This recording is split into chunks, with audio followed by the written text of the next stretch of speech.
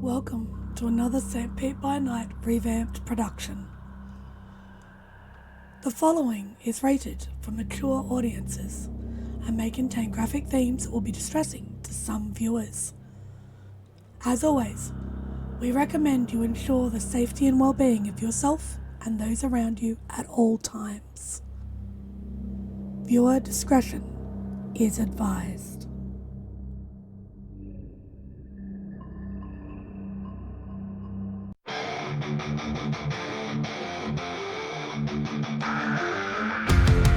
In the heart of night, we rise from shadows,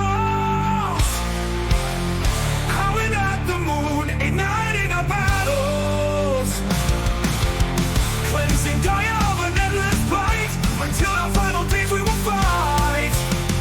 Thanks, man, we stand united as one.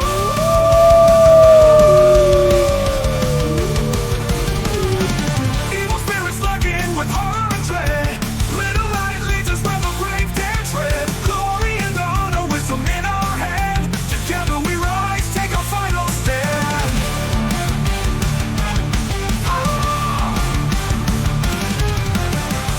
Everywhere we run, the wind is at our back.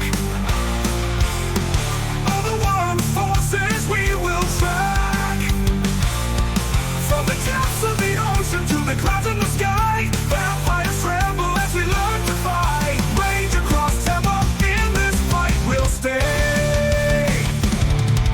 Evil spirits lurking with horror and dread. Little light leads us where the brave dare tread. Glory and honor, wisdom in our hand. Together we rise, take our final stand.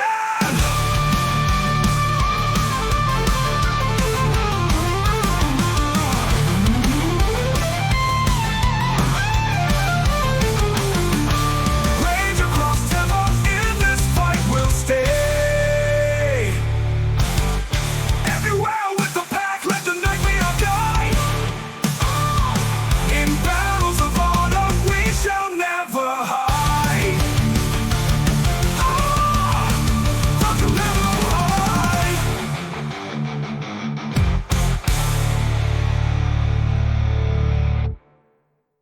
Good evening and welcome to the St. Pete by Night Entertainment Network. St. Petersburg by Night is a World of Darkness role-playing community originating in St. Petersburg, Florida. My name is Kent, also known as Misha Kent on all social media, and I will be your storyteller tonight. It's Friday night, and you know what that means. It's time for Hounds, our Werewolf the Apocalypse 5th edition chronicle set in Tampa Bay, Florida, where a pack of young guru have traveled from Michigan to assist the Sept of the Evening Star in combating the forces of the worm, both physical and spiritual. You can follow St. Pete by Night on all of the social media listed in the description down below, and you can join our community by following that Discord link where you could take part in one of the many activities we have running all month long. We are now offering for players to run or play in 20th Anniversary or Chronicles of Darkness games as well, so head on over and join our community today. Now, let's introduce our players. Players, go ahead and introduce yourselves, if you please. Hi everyone, my name's Nikki and I will be playing Delphine Ruin Speaker, the Silent Strider Theurge. Hey chat, it's your favorite boy, Jay, back at it again and playing Forge from Failures, Bonar Ruin. Hey everybody, it's Lilith, playing Juniper Kameen, the Ragabash Black Fury. Hey everyone, I'm Ben. I'll be playing Raymond Gorn, the Ghost Council Philodox. All right. This is our second episode back from our summer vacation, our second episode of the fall, so let's get everyone caught up as to where we are. The pack returned from Michigan and now has been back in Tampa for just over a week. Settling in, some have had an easier time settling in than others. For example, Delphine has been struggling for the past week as she has been unable to score that precious substance that she needs to basically survive at this point. And it has caused a lot of tension amongst her pack mates and amongst the Sept as a whole, as the effects of withdrawal have become more and more noticeable. Forged has also had a bumpy return to Tampa after a very, very traumatic end to the trip in Michigan, and it has left some lingering feelings, some stress on his heart and on his soul. So when you put those two combustible elements in a room, you could expect something very, very bad to happen. But instead, we saw something unexpected, something sweet. Because despite all of the heaviness on Forged's shoulders, he was there for his packmate. He was there for Delphine, and he lended a caring hand and a shoulder to lean on, even if Delphine didn't take full advantage of it. Meanwhile, Juniper, who is becoming more and more stressed with each passing day that she is apart from Stakes, sought out the guidance of Charles, the Wormfoe and Sept warder.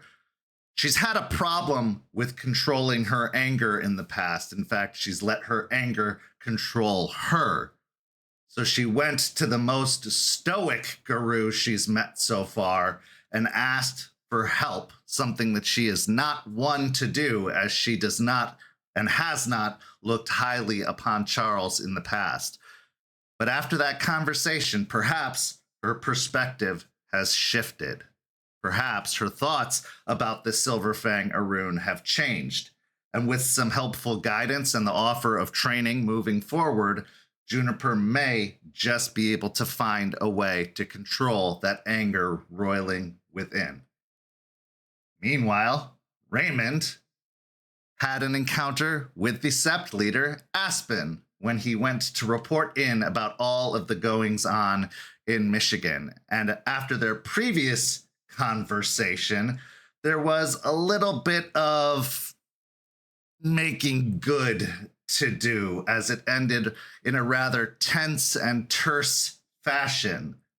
But after a little bit of verbal sparring back and forth, repairs were made to the growing relationship, and it seems that everyone is prepared to move forward with what comes next. The pack then attended some team building exercises with Artie, in which they laid out all of the issues, or at least some of the issues between them, and were given some helpful guidance in how to move forward as a pack, as they would need one another in the days ahead.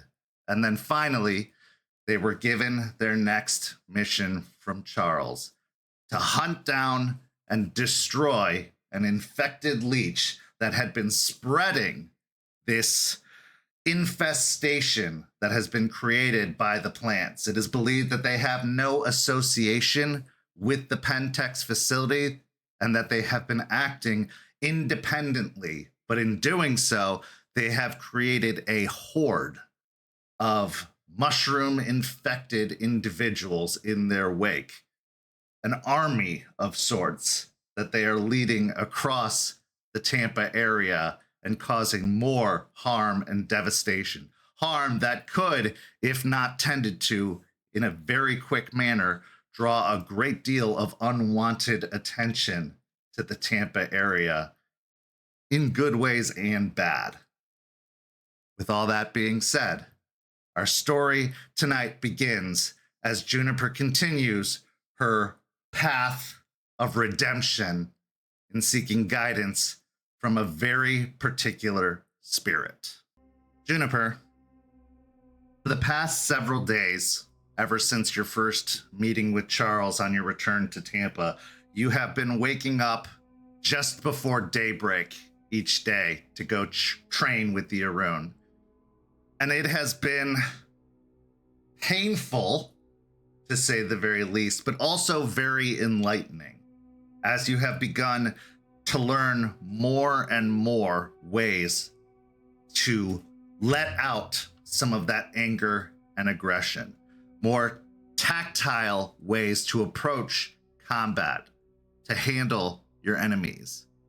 Some of those exercises include fighting with a blindfold, or fighting with a lot of distracting noises all around you, as in one of those training exercises, you were brought to what appeared to be an abandoned warehouse, at which point Charles turned on extremely loud music, started a jackhammer, and then proceeded to fire upon you with a loaded weapon. All that being said,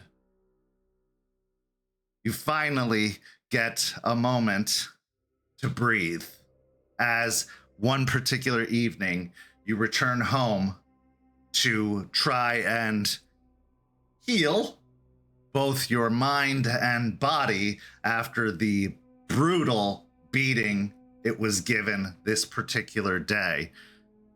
There was no lie in what Charles said that Jester has yet to hit him, and you have struggled to do that as well so far.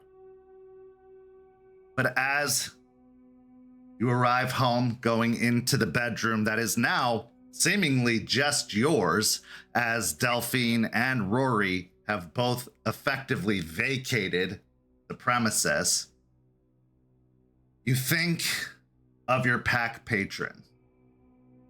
You think of the mysterious spirit known as Ember. And in doing so, you decide to call upon the patron, perhaps for guidance, perhaps for insight, or perhaps for something more. So, with the room completely pitch black, the blinds closed to take out the ambient light from the city beyond, you light a candle, placing it upon the desk, letting the flame dance lazily upon the wick. What's going through your mind as you are preparing to call upon the spirit?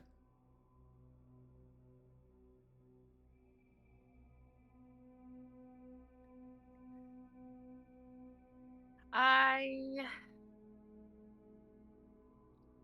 really don't want to have this conversation, but everything that I've done is catching up to me. And the one being that knows absolutely all of it is, unfortunately, my pack patron, Ember.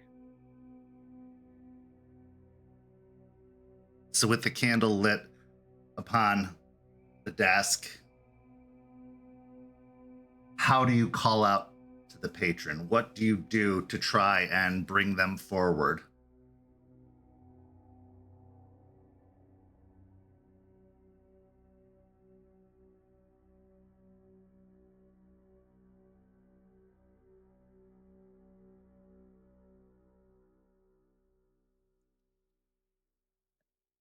I contemplate being really serious about it. But then I just sigh at how silly I feel trying to come up with this whole intricate welcome message thing, and I just roll my eyes at myself and flick a lighter and say, "Hey, Ember, I'm ready to talk." Give me a charisma and persuasion.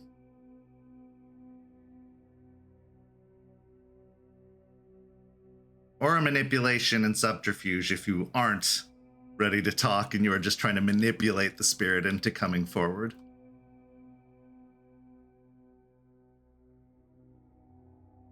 I don't want to have this conversation, but I know I need to.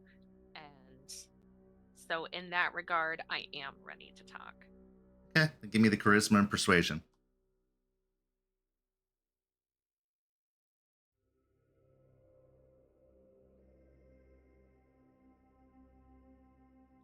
That's going to be a big ol' 1 success.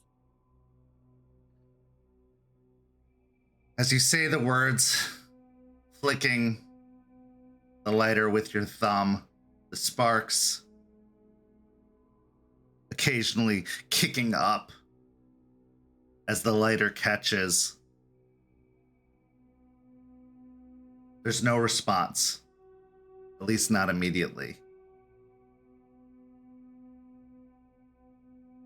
You feel a little bit of embarrassment and frustration start to rise as you're putting yourself out there in a very vulnerable way, only to be just kind of left waiting.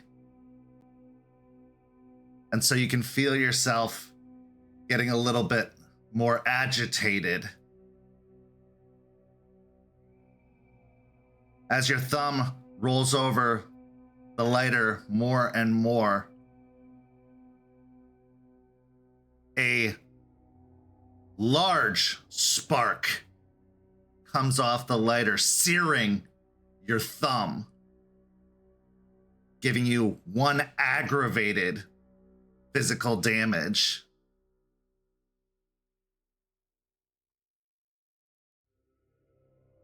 As you feel the burning sensation on your thumb, you recoil, dropping the lighter upon the ground, and you can hear it break as it hits the ground, being, I'm guessing, a plastic Bic lighter.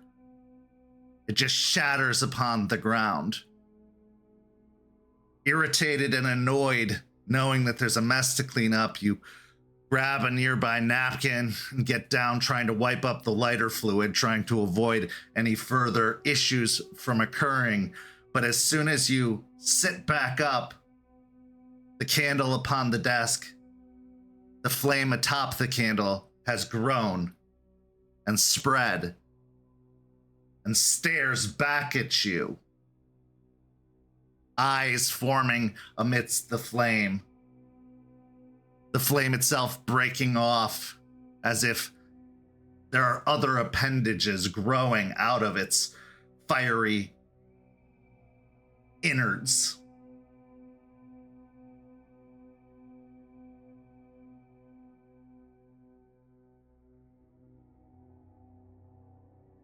God, that fucking hurt.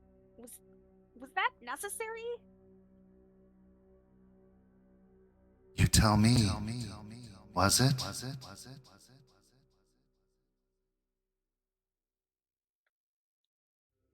I mean, burning me? Probably not.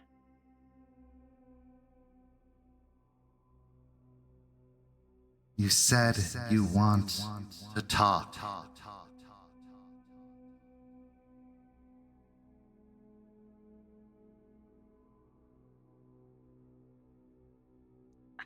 Fuck. Yes. God, this. I take my thumb and put it in my mouth, trying to self-soothe and to no avail. Yes. I would like to talk. Then talk.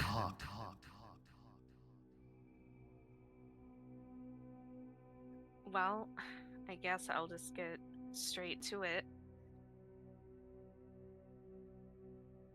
I, as you know, have made some pretty big choices this year, and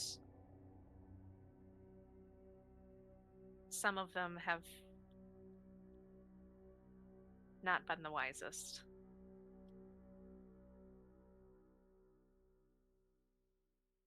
No, they haven't.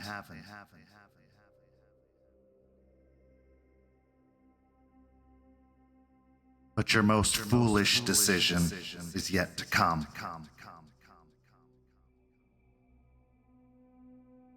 I give Ember a puzzled look. What do you mean? You will have a choice to make. The results of that choice will determine the fate of your spirit.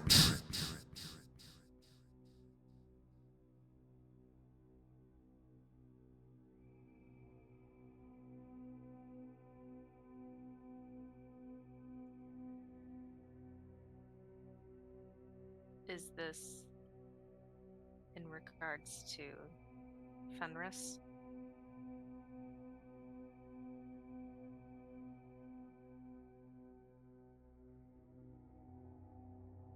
What emanates from the flame is a mixture of a chuckle and crackle as the wick sparks a little bit.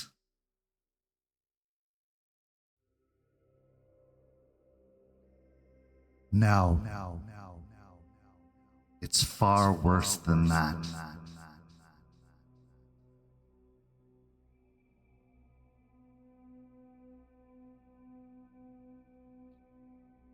My eyes widen and I fall back a little bit onto the floor to sit down.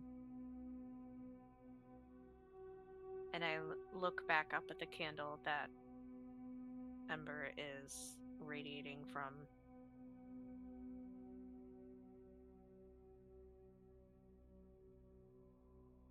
What is worse than what I'm already struggling with? What is coming?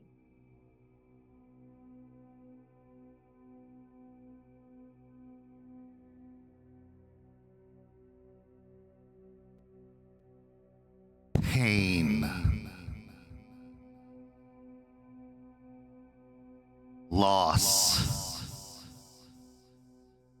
suffering.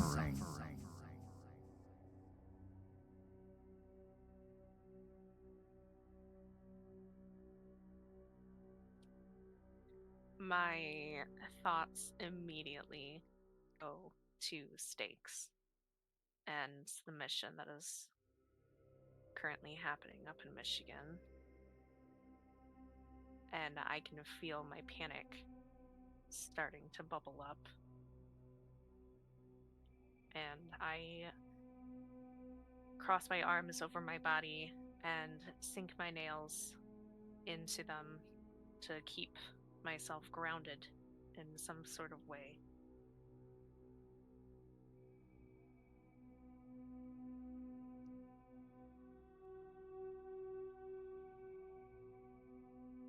I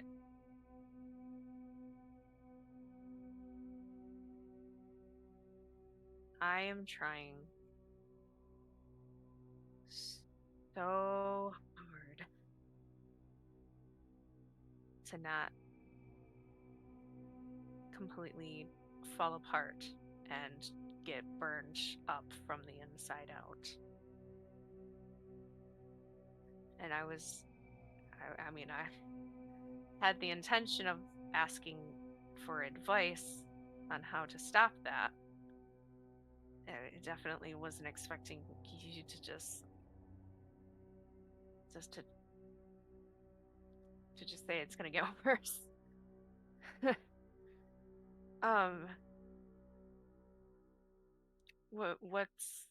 What's causing this? What is happening? What's going on?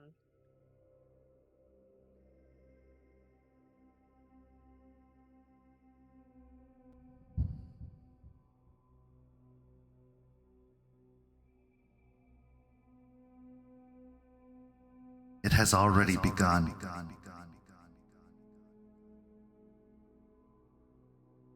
The gates have opened.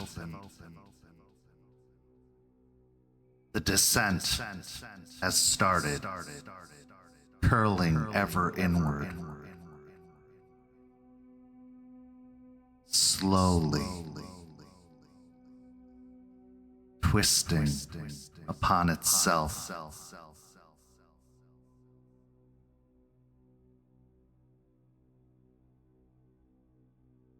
It calls to you, each of you.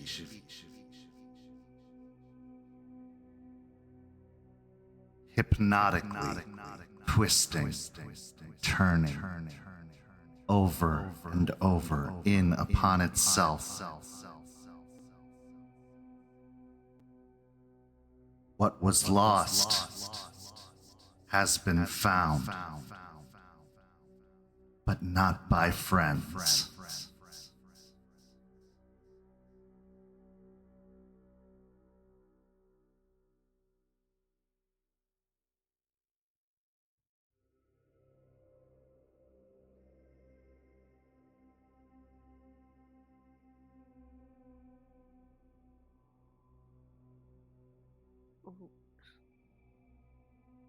What can we do? What can I do? What the fuck? Endure. Endure the pain that is to come. Ready yourself for suffering.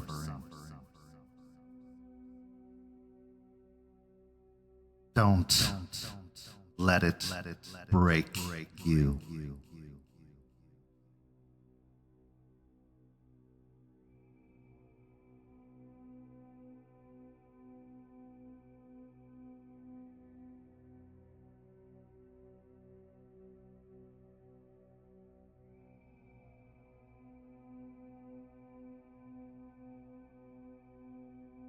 I stare at Ember, open my mouth a few times, trying to find words, trying to figure out the right thing to say, the right questions to ask.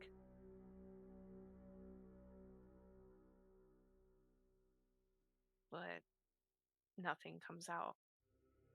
I'm just silent, and I can feel my instincts wanting to go back to being a scared kid. And I dig in my nails a little bit harder to keep myself in the moment and not revert back to how I usually respond to fear. You know loss. You know what it is to lose what matters most. The others don't. Not in the same way you do. Yet you have also caused loss.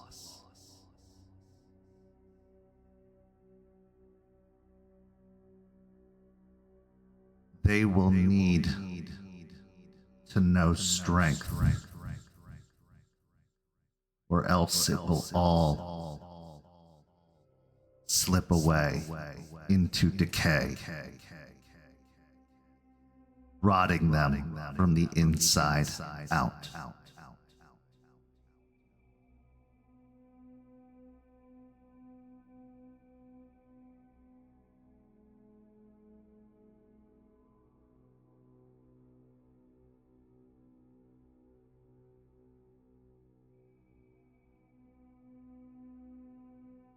I nod my head slowly.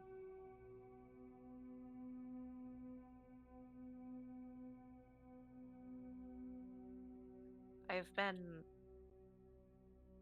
asking several members of the Sept and others about what to do with my anger, how to redirect the boiling lava that just simmers inside of me.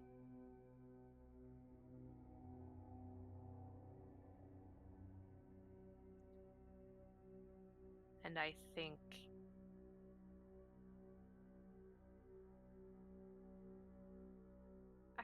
that I think that I've figured out how to redirect it.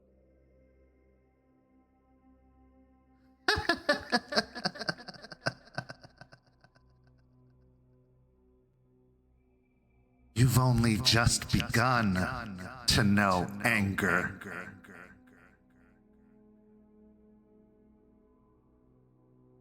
Your fire may be tended now, but will it remain that way? Or will it be snuffed out?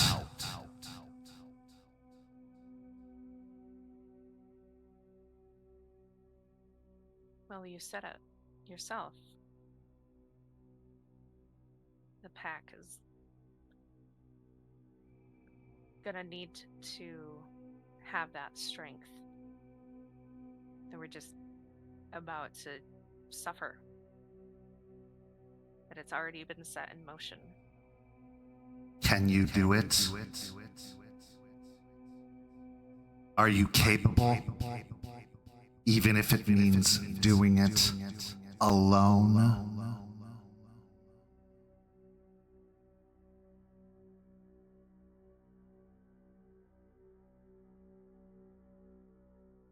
Again, images of stakes flash up into my head, and I mentally willpower them away.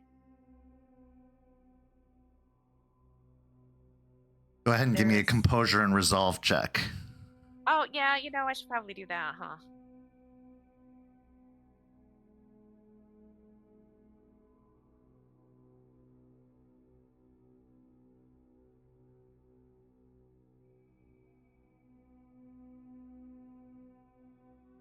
That is 4 successes. You feel like you are, as you said, able to mentally compartmentalize, that you're able to push away the fear that's gripping your heart as those images cross your mind. As your wildest fears start to enter into your thoughts, you're able to calm them, silence them. A first for you, at least in a while. Maybe there's something to this training you've been doing. Maybe there's something to these conversations you've been having, but you feel yourself more in control than you've been in quite some time. Maybe you've been letting off enough steam to keep it at bay.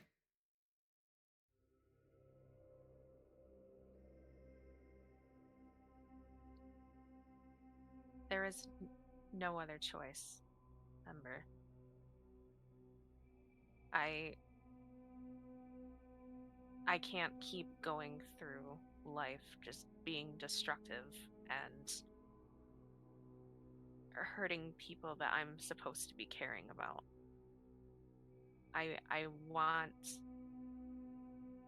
to use this raging fire for something good, not ruining everything over and over and over again. That's where you're wrong. There is always another choice. But is it the right choice? You can choose to let your flame burn unbridled, untamed, and scorch the earth around you. But all you will find is ashes. all you will find is decay and an endless hunger for more.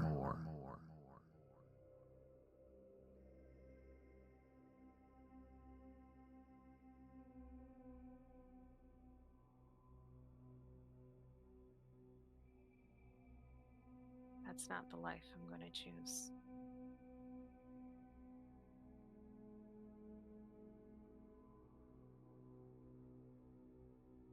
I hope not. But we will see.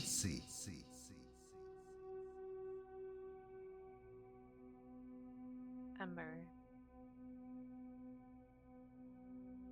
why did you really choose us?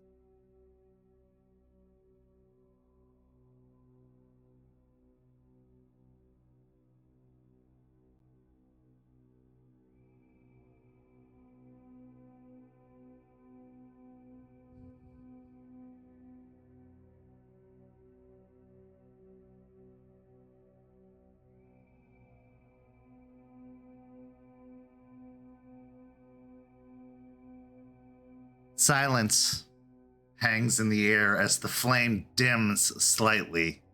The eyes are still present within the fire, but they seem contemplative, as if choosing the words for an answer.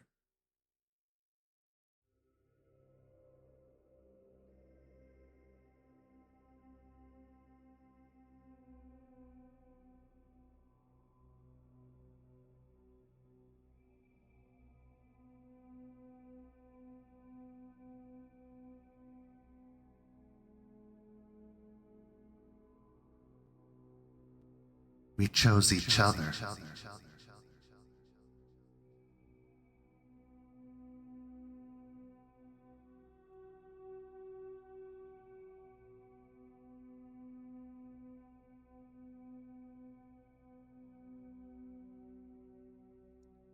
My face flattens out a little bit with a look of like, that's not the answer. That's not answering my question, and you know it. Look.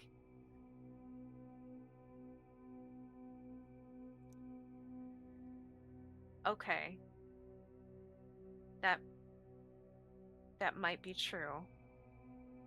But why did you choose us?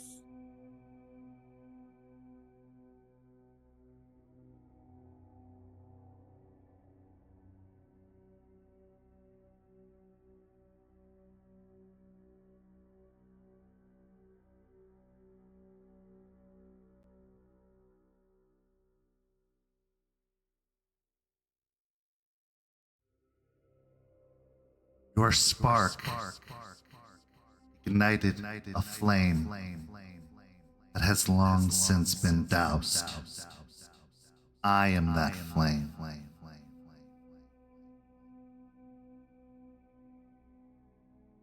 The question is, what are you going to do with me?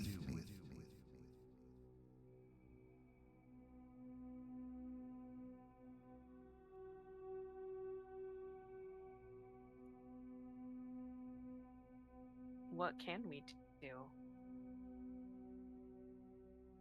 So many things.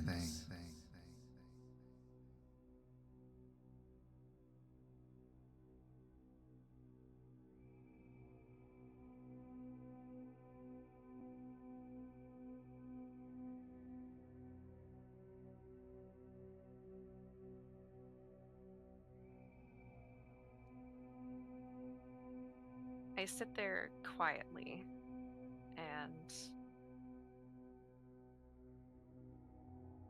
think on Ember's words for a moment. Thinking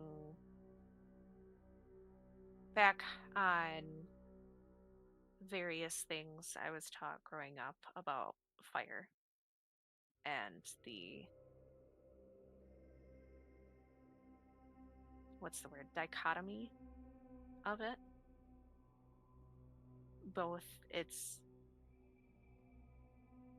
ability to cleanse and renew, and its ability to destroy and harm.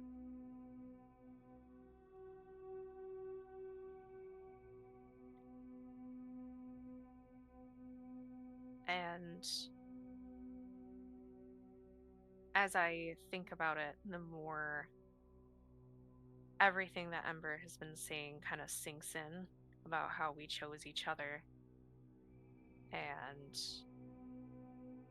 how the fire within can be used in so many ways, and how we can use Ember in so many ways, more so than just set this thing on fire.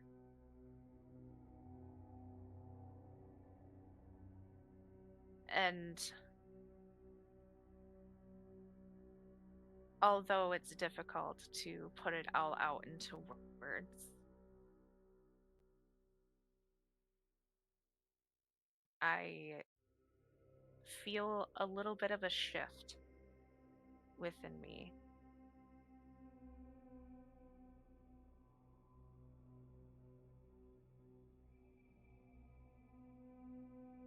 And I feel like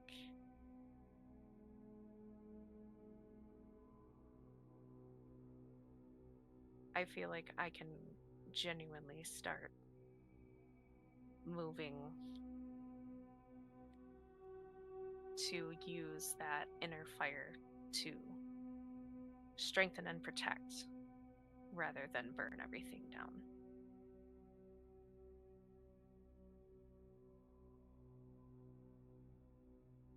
Your pack chose my name, gave me life, gave me an identity,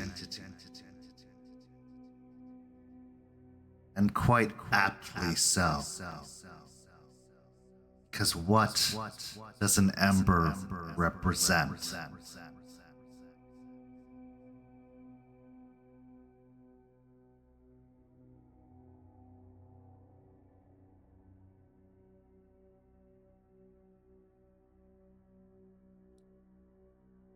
In a way, it represents a crossroad.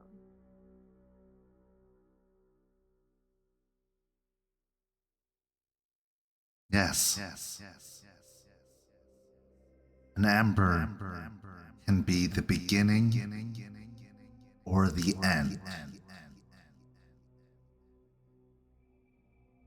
Which is it?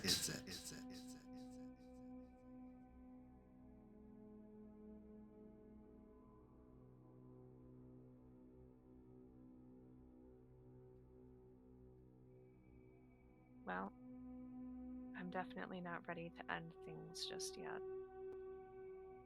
And I want to see how far we can all go.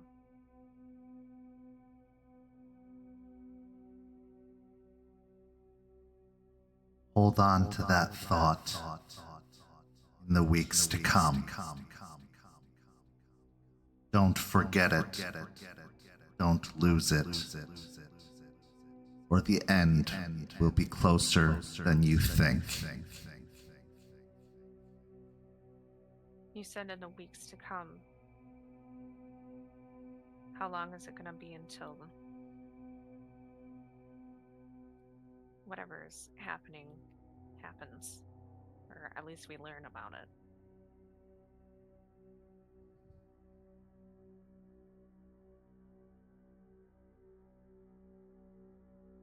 At this point, the flame starts to shrink and die down, the eyes closing and disappearing, as all that's left is just the candle flame, leaving you alone in the room. Okay. All right. I'm just gonna go with sooner rather than later in that response.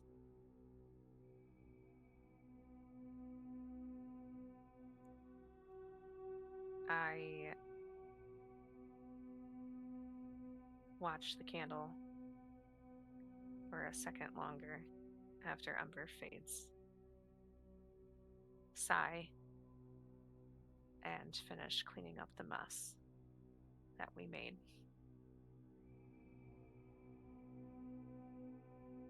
With that, we transition to our next scene.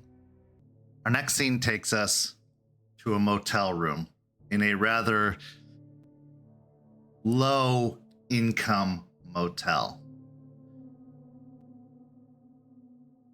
Forged, you've been here before. In fact, you've visited a few times, but you haven't visited again since you returned from Michigan. This motel is the current residence of Lila West and Cooper, your son. You've experienced quite a lot in the last few weeks. You experienced an unexpected tragedy. You had a confrontation with your parents and your sister.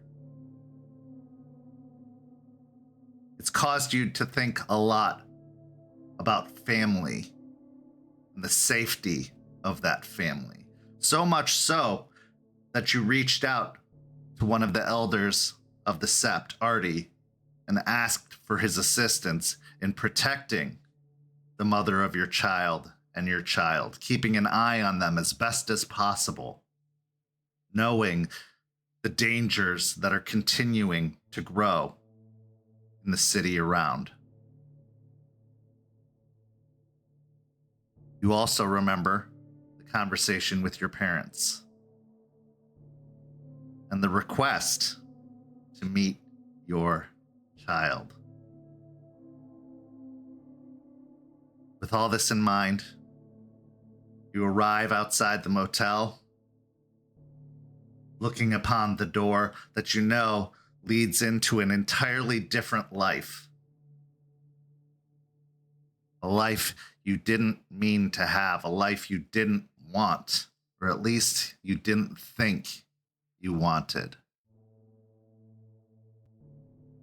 But when it literally came knocking, in a way, you received it, and it changed you. What's going through your mind as you stand outside the motel, preparing to see once more your child, the mother of your child, your past, and perhaps your future?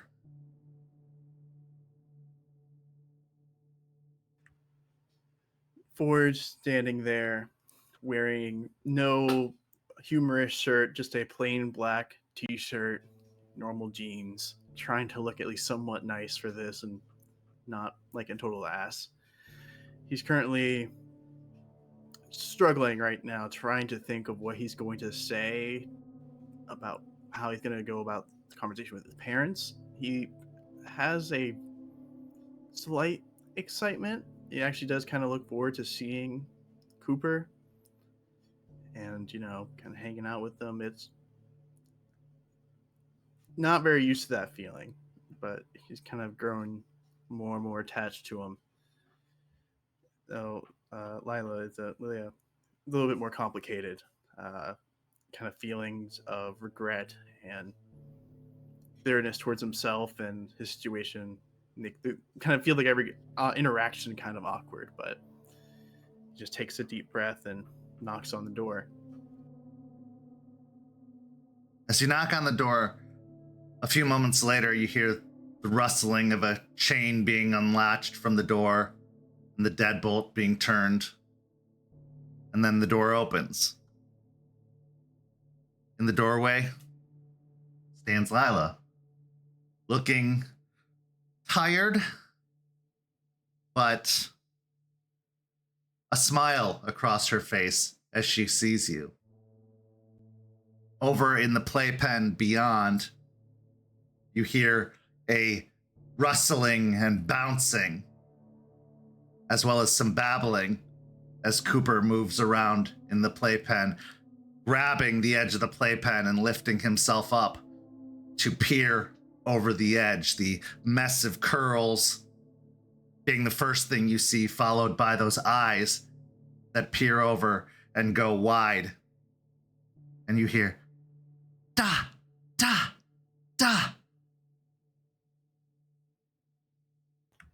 There's like a forced smile, kind of looking at Lila and thinking what to say, but as he looks past and sees Cooper, it shifts to a more genuine smile as he'll just say, hey, I'm back, on a little trip to Michigan.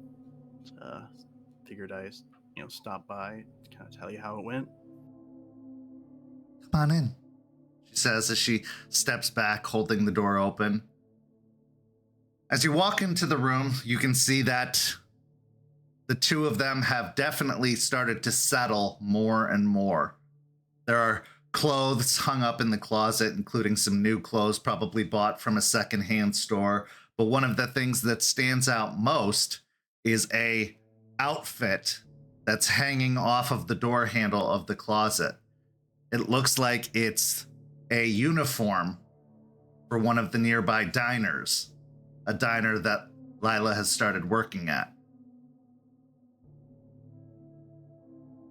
She brings you in, and as you enter, she closes the door behind, locking the deadbolt. Did you want something to drink? You got any cola? Any soda? Or I'll Yeah. take water if not. I've got something.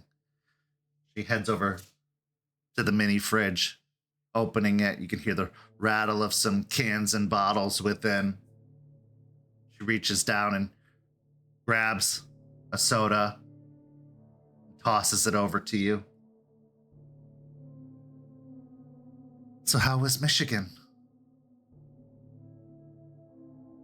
I'll crack open my pop as I walk on over to Cooper, kind of look at him for a few moments for ruffling his hair and give him a little smile. And I'll playfully kind of like push him a little bit, push him around. As I'll He lets out turn a back. giggle as he drops down onto his butt before starting to crawl his way over and try to stand again. He'll give a little. He'll actually kind of hold back a little laugh, but he did a little chuckle as he'll look back. Kind of sees, catching himself smiling and chuckling. He'll kind of make himself more serious as he kind of looks back at Lila, and he'll just say, "Yeah, it was pretty decent. Went back, hung around to hell and." Met it back up with my parents again. It's been a hot minute since I've seen them. Really? That's not like you. How did that go? I'm not gonna lie, it sucked. It really fucking sucked.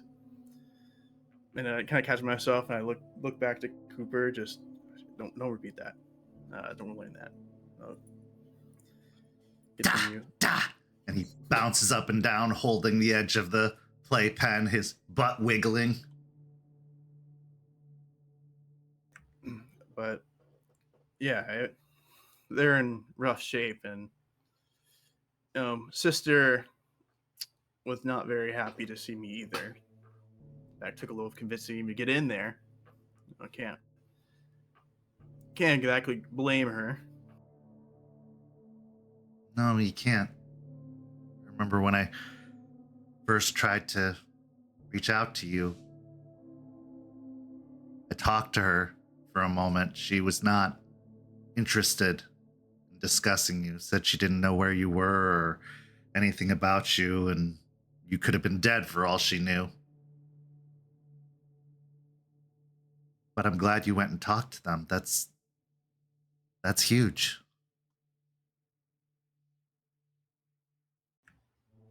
Yeah. What? I don't know. It's not all that much. I mean, it's what any guy should do, I guess. But I went there, talked. like I said, they're not doing very great, and they're still hung up about some stuff, and they're not in a good headspace. So yeah, I kind of go like sit on the edge of the bed as I'm talking, take a sip, as I struggle to begin how to broach this subject, or I'll just say I talked to him about Cooper.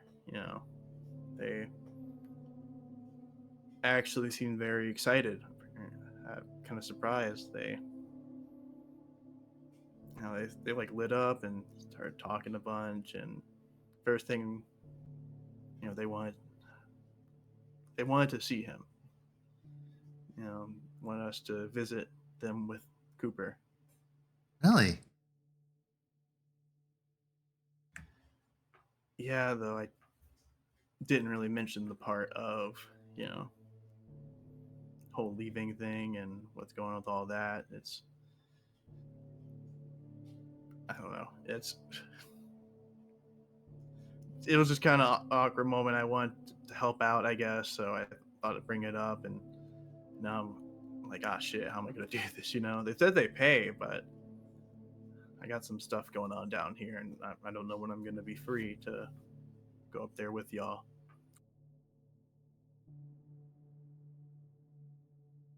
Okay. Well, first, it's not something any guy would do, Bradley. There's a lot of guys who avoid that kind of confrontation, those kinds of things. So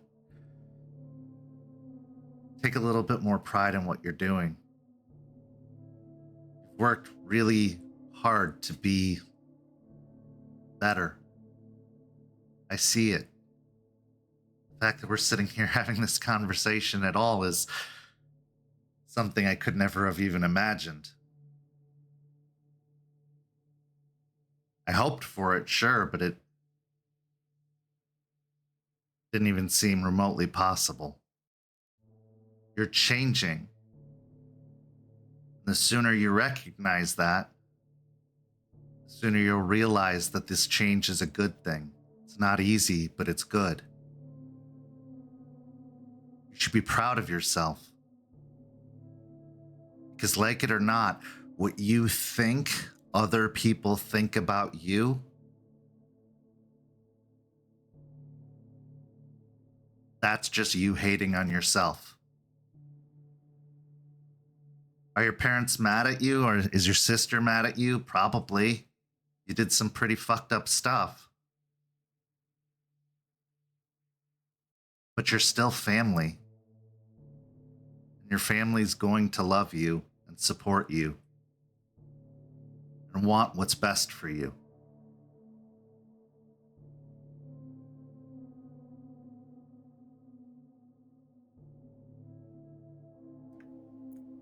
Forge kind of bite his lip at the just that I talk of him changing, of being better, deserving this, kind of brings a sense of anxiety, a sense of unworthiness, as kind of thinks on it. Maybe bring the knuckle up, like start cracking a knuckle or two, kind of fidgeting with his hands, or nodding and saying, yeah, I mean, the sister definitely was pissed, but surprisingly, parents didn't seem mad, and they just seemed really sad. Like they just were sitting darkness, pretty much watching TV. They lost their son. For all they knew, you were gone forever. I couldn't even imagine, she says as she looks over at Cooper, what that would feel like. I hope I never have to know.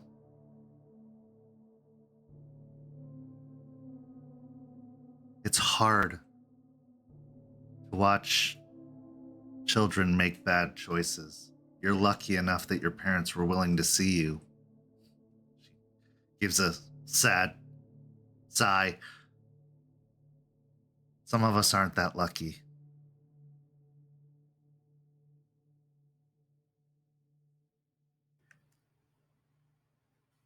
Yeah, it sucks to hear with stuff going on with your parents. I mean, it's honestly, it's kind of crazy that they decided to just throw you out and, you know, say fuck off. And he like kind of catches himself again. He like knuckled the forehead as he tried to remind himself not to curse in front of his own kid, not being used to this. She sees your embarrassment and gives a soft chuckle. I don't regret it.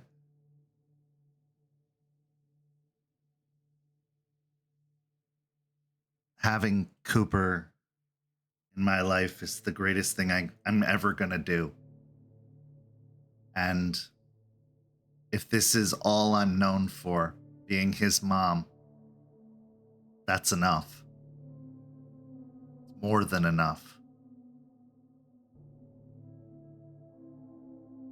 And do I wish that my parents could see that? Do I wish that they could respect that? Sure, but it really doesn't matter. At the end of it all, it really doesn't matter because he's all that matters now.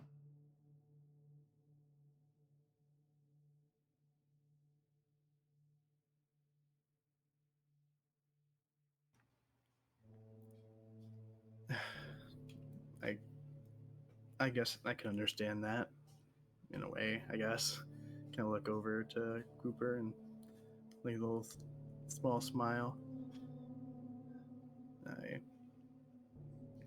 think my parents are a little bit more willing to have me kind of back in because, you know, after Jacob, you know, kind of went missing, I imagine my mom asked if I found him yet, you know, found Jacob yet when I went back. So I don't know if they just thought that I was looking for him or just happy to have me back. I don't know. Still have pictures of him up all around too.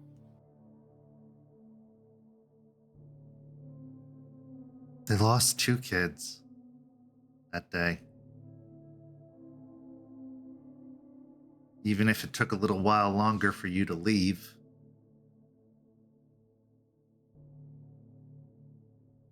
That's a lot for any person to take.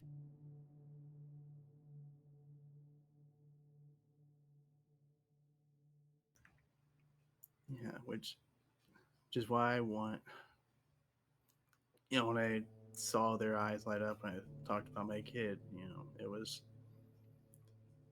I don't know, felt kind of nice. So I figured I would, you know, go up with y'all to see them with the kid and,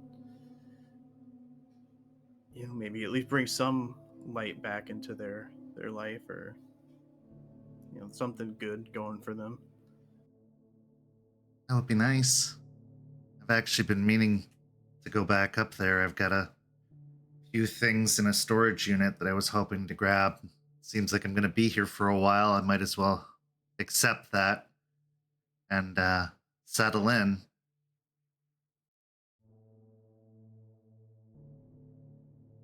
Yeah. And the thought, I think a little bit, I think about what happened with Duncan, about people like Carol being targeted, as I'll look to her and say, and another thing that happened up there with that, you remember Duncan, right? Yeah. He died, apparently. So it's just been a little rough processing that, and I'm kind of worried I don't know. I don't want something like that happening with you and Cooper. You know, it's and like Steve Ford just struggling to kind of like, how do I say like to stay safe without explaining everything? You know, letting everything out all of a sudden, as he's clearly just struggling to verbalize what he's feeling. Do you think there's trouble?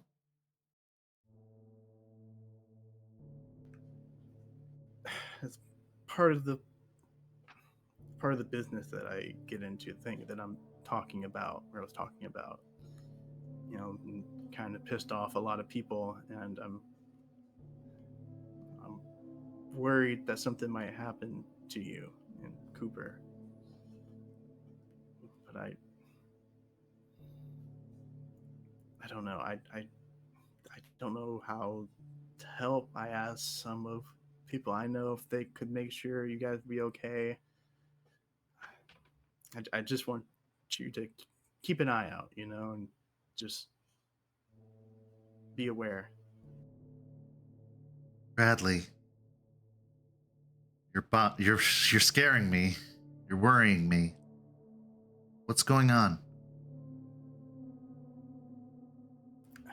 I can't talk about all of it, unfortunately. It's like I don't think that cliche thing to say, but like the less you know, the better kind of thing, you know? That's kind of how it is. I can't explain a lot about it, but it's like I said, just pissed off some people, and you know, I'm worried that you know they'll come after me or like people I care about. And What do you I need just us don't to want them do? you know.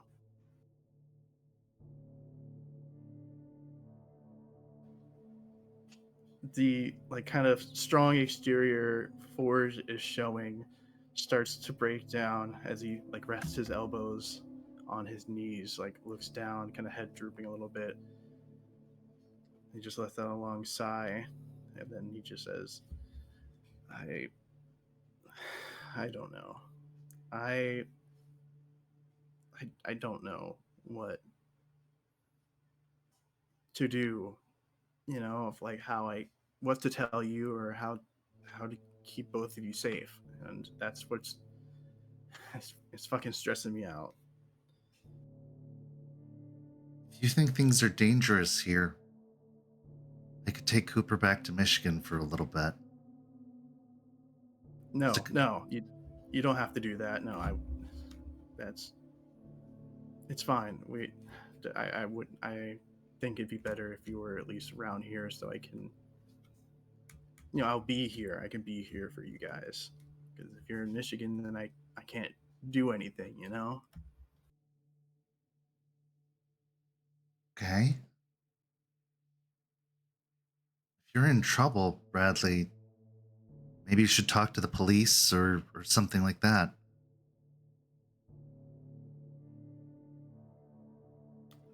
I don't know. I'm working on it. Like I said, I talked to some of my friends, and they said they can try and help out, and you know, if I learn anything else, I'll let you know. But I just wanted to let you know. I know that Duncan didn't deserve what happened to him, and I don't want someone else like Duncan, someone who actually a decent human being, to get fucked over like that. And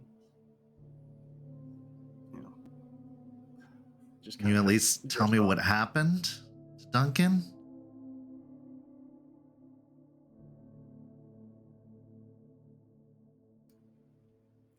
It's just Forge is right now just silent, just like staring.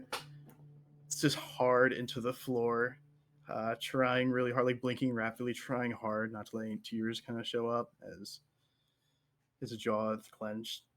As eventually he'll just shake his head and he'll say, I don't want to talk about it.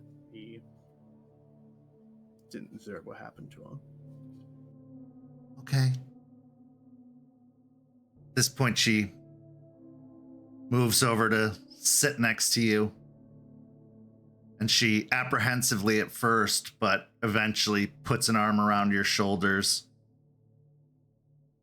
I'm really sorry that happened, Bradley.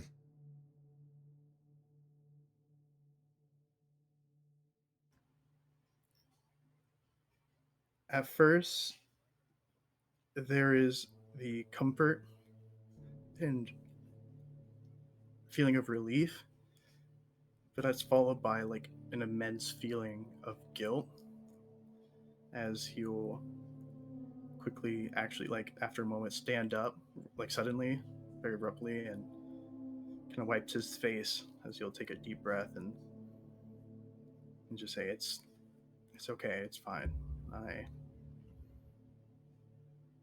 I'll have this handled, and you won't have to worry about it. I just wanted to let you know ahead of time, and I'll let you know when I'm free. We can go to Michigan. As he'll try and like put on a face and give a smile towards her.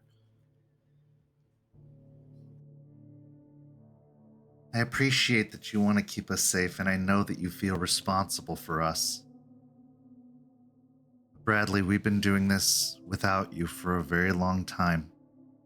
We have to think of Cooper first.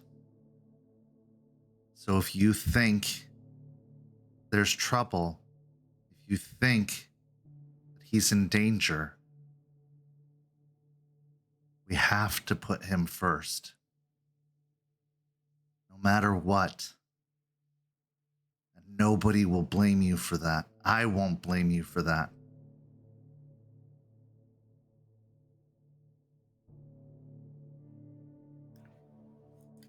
It's just a slow nod as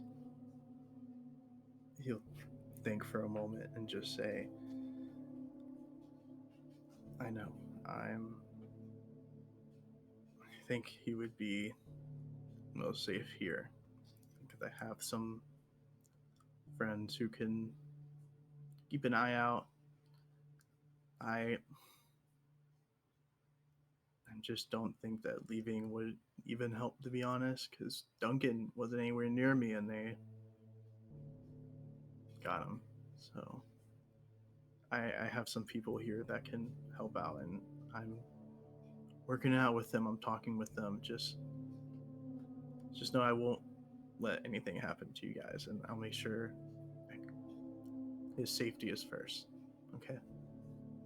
Give me a charisma and persuasion.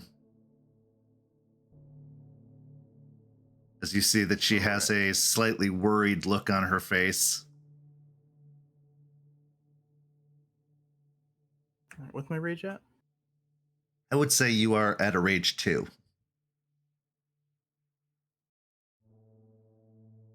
Right. This is just a 3 dice. This is fine. I got at least one success. One success. Okay. She nods slowly and nervously. Okay. If you're sure.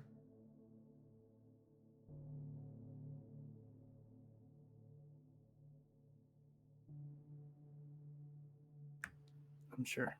I appreciate it. As I will give a kind of step towards her and give a very awkward and first like half hug, and then kind of like screw it, and then just give like a full hug for a moment, for like a brief moment, hug and squeeze before letting go, and just okay. I gotta go. I got some stuff going on, but yeah, I appreciate pop.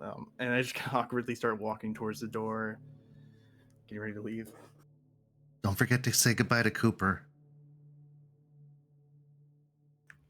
He like catches himself and oh shit. And he'll speed walk towards Cooper as he'll kneel down and kind of get more face level, eye level to him, as he'll ruffle his hair and say, See you, little guy. Maybe next time I'll come back with a toy or something. I know one of my people I know like making these crochet knit things. I can maybe bring one for you. In fact, I actually have a blanket. He'll smile at that and then he'll stand up and walk to the door and get ready to leave.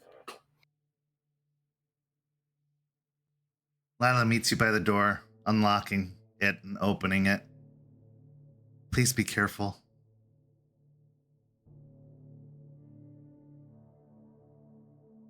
I will. Yeah. And he just doesn't know what to say as he stands there, like thinking of maybe something smooth or something to soothe her, but just nothing comes up. So he just nods and walks out. As you step out, hearing the door close behind you, the deadbolt engage and the chain being put on the door.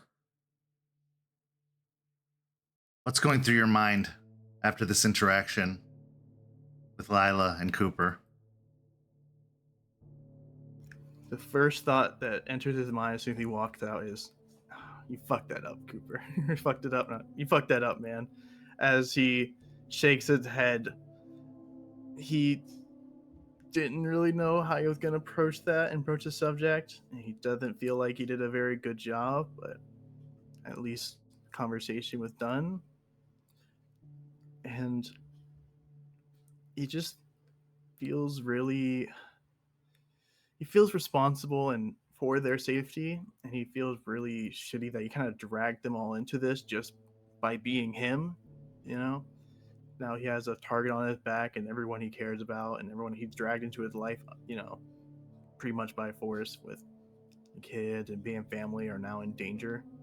He feels really shitty and not really deserving of any of this care or attention they're giving him.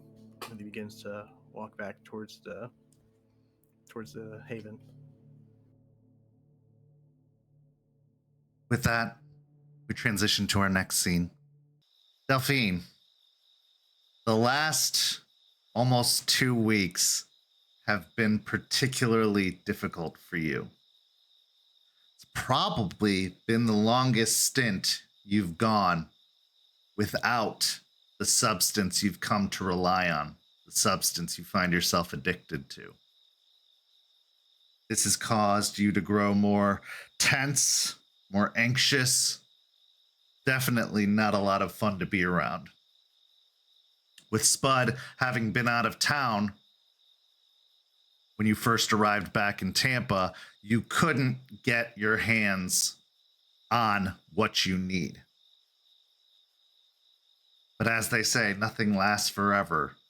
And lo and behold, Spud returned to town, having received all of your desperate and sometimes angry messages.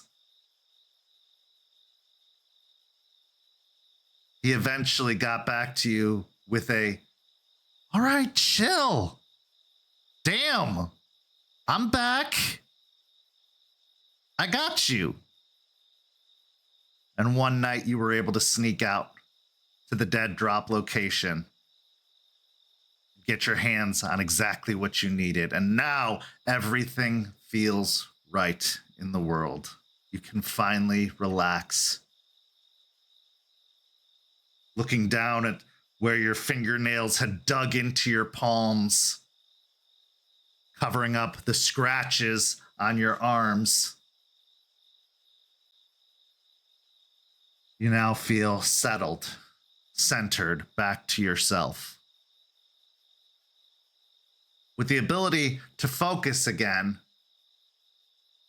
you look to Charles to get together, to catch up, to hear all the stories you were promised you would be told as soon as you arrived, which you had completely forgotten about ever since your arrival, with much more pressing matters weighing heavily upon you. You now are back to yourself. That being said, Charles does set up a meeting with you and eventually comes to pick you up at the house in his car to go for a drive, saying that he has an errand to run, but that you can come along for your conversation.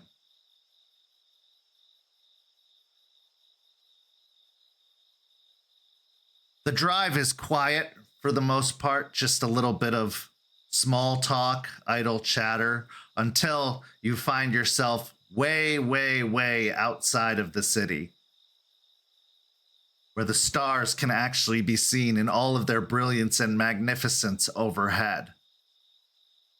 Farmland. Now you know from your previous conversation with Charles, where he handed out the assignment, that out here is supposedly where a lot of the mushroom activity has been happening, where a lot of the plant growths have been seen.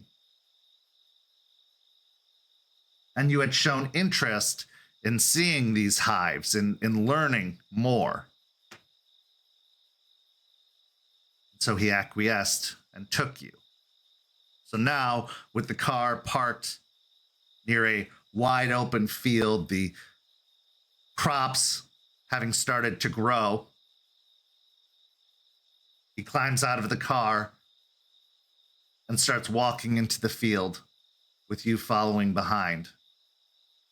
He stopped at the trunk to grab some necessary supplies, but he is not as armed for bear as he usually would be going into situations. He seems pretty confident that this shouldn't be an issue.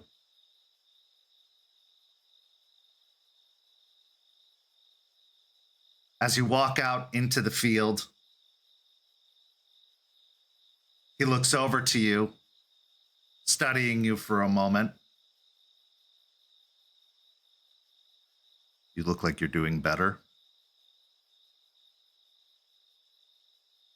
Delphine will stiffen just a little bit, just because it felt like an insinuation, and she'll side-eye him a little bit. Sometimes I gotta do what I gotta do to be on point for the mission. He just gives a nod to that.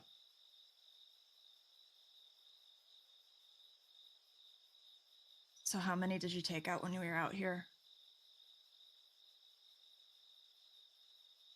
Our last encounter with this particular hive, there were about a dozen of them or so. Been back a few times since, but there have been no further developments. I believe we were able to remove the last of them in this area. So how bad did it actually get while we were gone?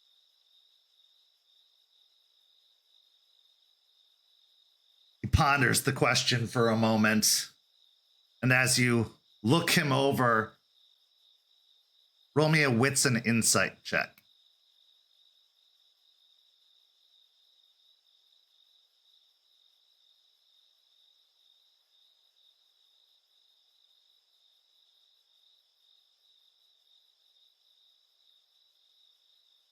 Three successes.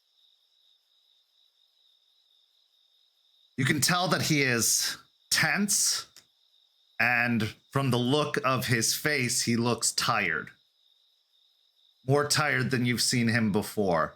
In fact, there are bags under his eyes, albeit subtle,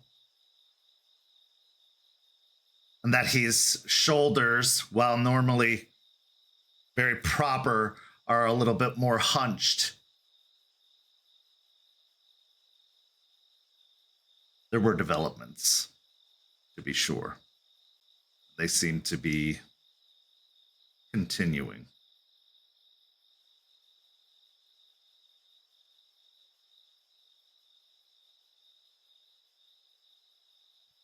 I mean, a hive negotiating with leeches, negotiating with a dragon, and that weird dude breaking shit in the RV in the cairn. Yes. And you're in a rune, so you're probably all pent up now because of it.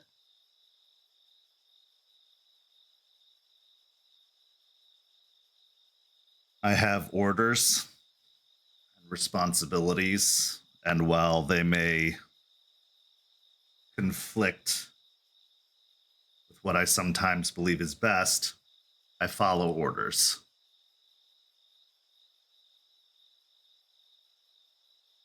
But yes, the Mokale and now a Kamazotz, as well as the ongoing negotiations with the leeches,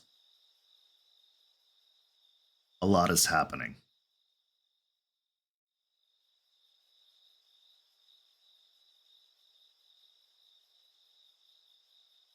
You already Aspen, Jester, and Eliza. You guys are doing a lot, and no offense to you guys, but you all fucking look exhausted. Next thing you know, your hair's not going to be as precisely combed back as it always is.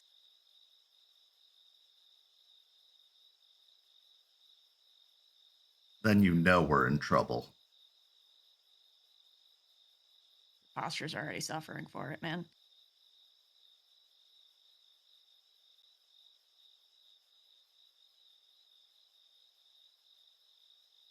It's good to have all of you back. The extra assistance should help lighten the load, but with these new developments as of late, there is more to do. A great deal more to do.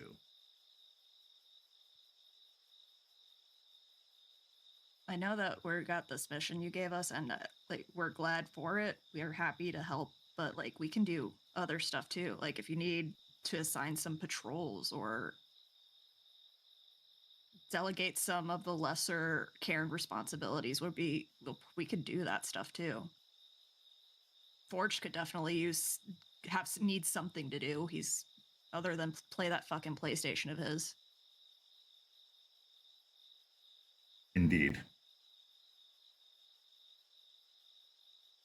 There is more that you could be doing, and I think it would be good for you to speak with Eliza or perhaps Jason about some of the theurge responsibilities around the cairn. We have a new influx of residents, as well as a recent departure has left the cairn vulnerable. I know that you've been staying there recently. Care to speak more on that?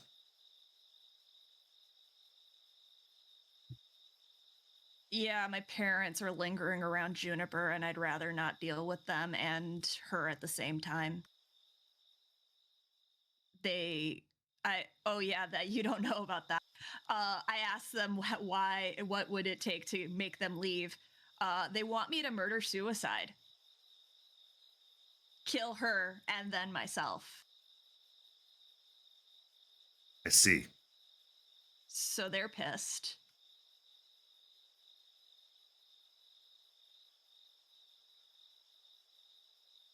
Can't say I don't understand where they would be coming from, but also that is a lot more malicious than I have heard these spirits to be. However, I am not nearly as educated on that side of things as others are. Well, they said a lot of shit, and I'm having honestly trouble determining what was bullshit and what was truth, because from what they were insinuating, they weren't the only ones she killed.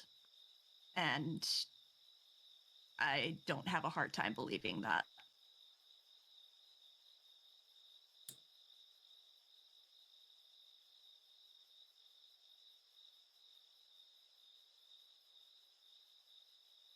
Juniper has struggled. with the transition into Guru life. She carries a heavy burden and a vendetta, something that many other Guru before her can relate to. Sometimes, without proper training and guidance, these vendettas can get the better of us. They can become all-consuming. I think you can understand that. Or are starting to. Yeah, but not gonna lie, a little bit of me is kind of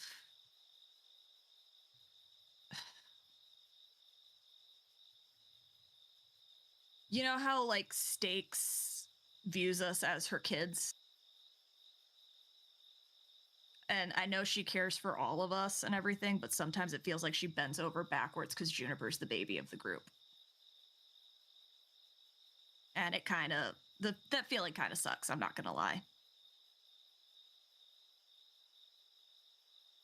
And I can understand partially how it could be because Juniper needs her more. But I don't know. This is the first time I've ever felt like I've had siblings. And older child syndrome, if that makes sense. I was the first one to change out of our group. I've been around the longest. I've seen all of them come in.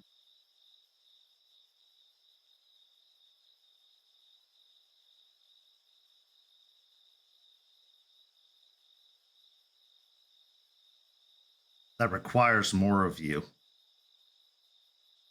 being the eldest. Requires more patience, more understanding. It also requires you to help discipline, keep them in line, to guide them, using your own experiences. You have to set an example, Delphine.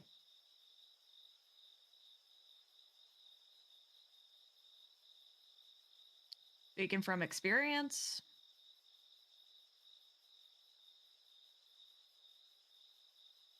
Speaking from a lot of things.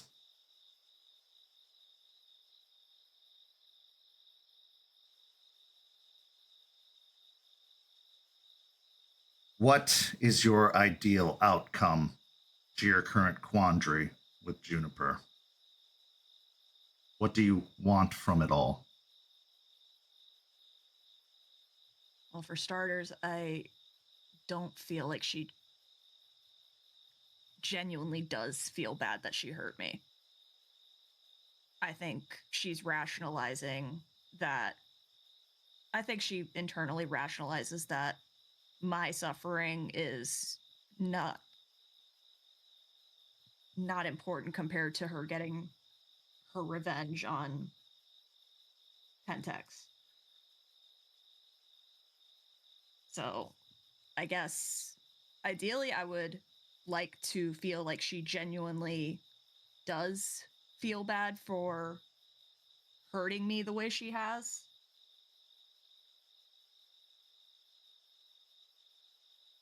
And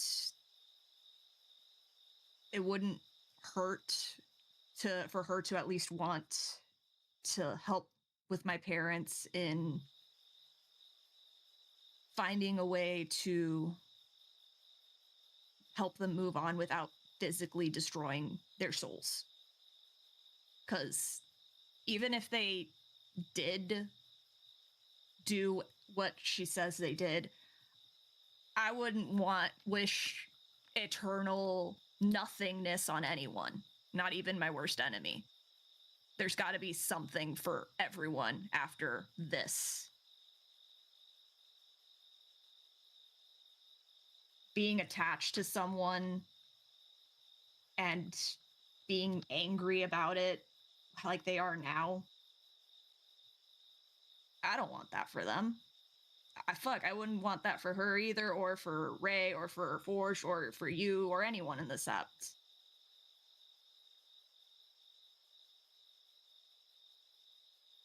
It just feels like unnecessary suffering.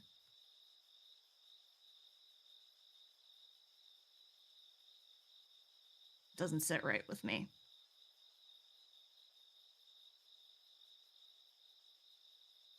I won't pretend to understand the social intricacies of the pack dynamic. I have only begun to learn them myself. But I will say this. You assume a great deal. You assume she doesn't care about how what she did affected you. Yes, you're right. She might not feel bad about what she did. But that doesn't mean she doesn't regret the consequences of that action, the after effects of that action. I am certain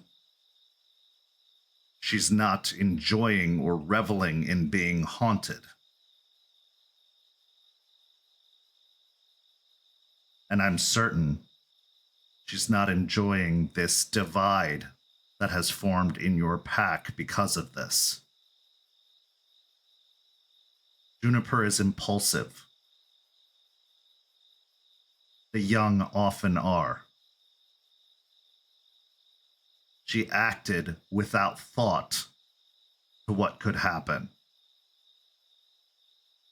She let her anger and her rage drive her. She was never taught any different, at least not well. Not until now.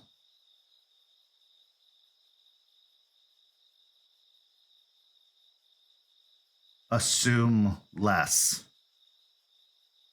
Dig out the truth of the matter. You want her to care about what you feel. Have you developed that kind of relationship with her? No. Then why should she?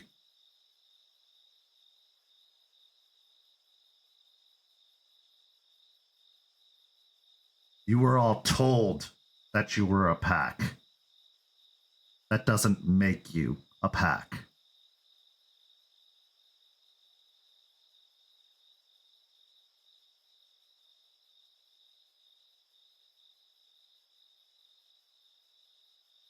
It's new for me. Socializing and being around people like this all the time. I can relate to that more than you know. Does not surprise me. But you have to learn, and you have to learn quickly, because there is no alternative.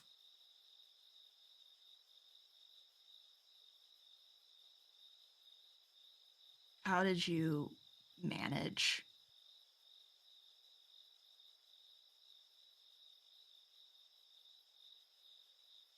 He considers that.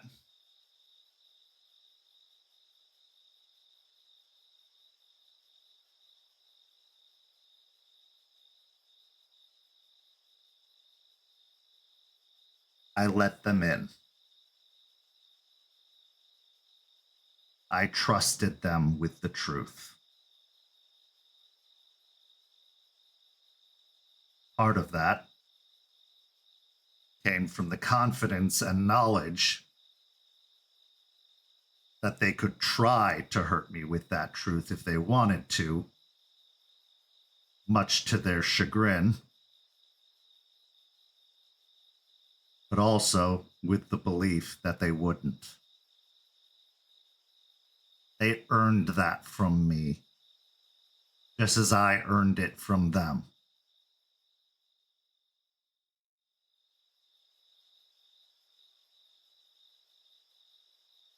At the same time, it's a choice. A choice to allow them that kind of access, whether they've earned it or not. It's a risk, to be sure.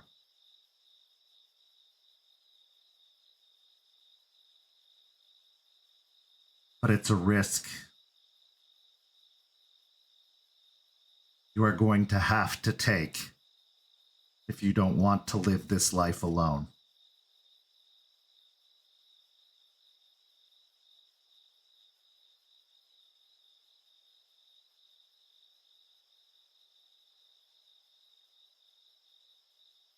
She contemplates what he's saying, kind of just like kicking at like the ground a little bit. And she'll nod hesitantly. I can try. It's kind of started with Forge already. I had to because of the terms of getting rid of my shame. But it's harder with Ray and with Juniper. His eyebrows raise slightly at that. You found connecting with Forged easy in comparison. Yeah, he just doesn't want to be judged. He doesn't want you thinking that he doesn't want to feel like you think you're better than him.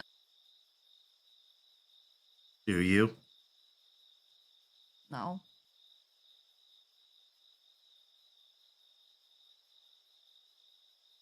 Do you Actually, think you're better than Juniper or Raymond? I think Raymond's hiding stuff from us.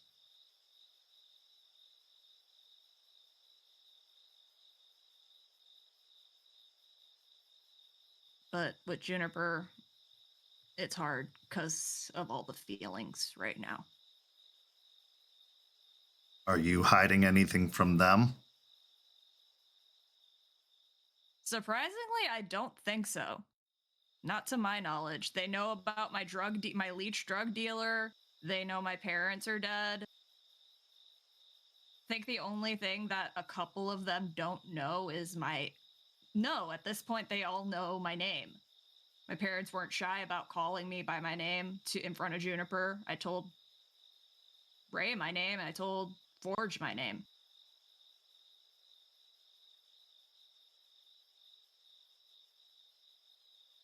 Pretty boring, dude. Only thing interesting about me is I do drugs. What about your connection to the girl?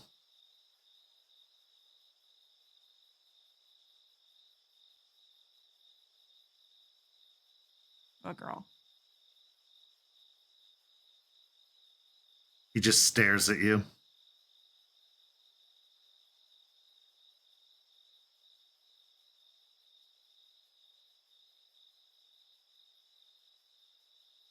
She'll just stare back at him.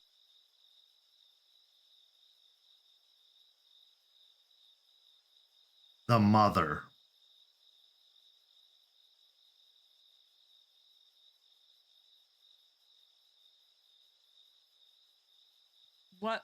Who are you talking about?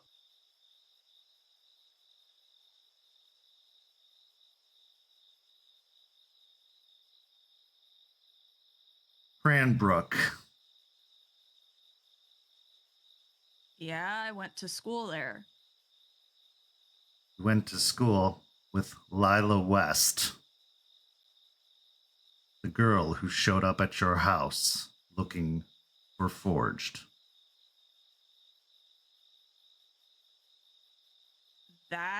Wait. Oh, she was the pregnant chick. Oh, okay. Real talk, Charles. I did not know that. Now you do. And you have something to share. Oh, fuck.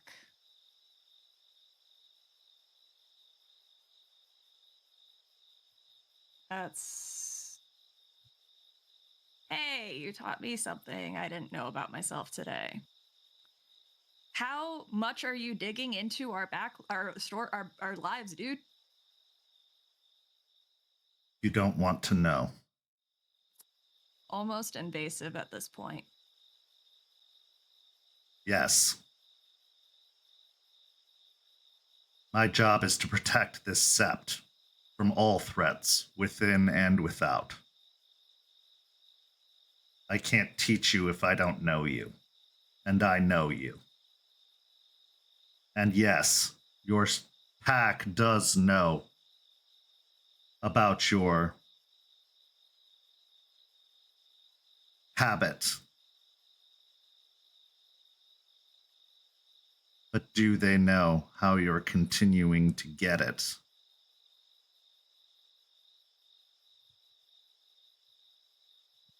She pauses and looks away a little bit. I'm not meeting with him in person. Technically didn't break any rules.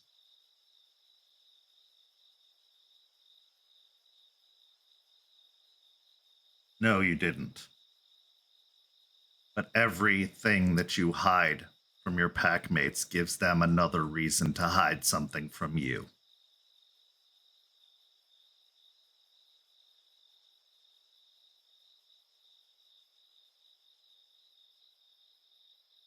They can't trust you if you are suspicious.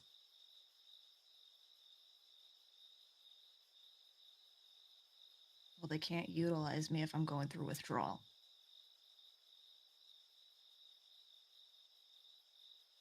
I'm fucking useless to them without the stuff.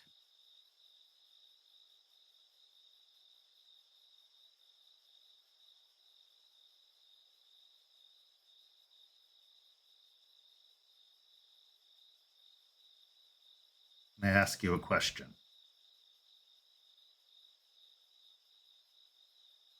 What?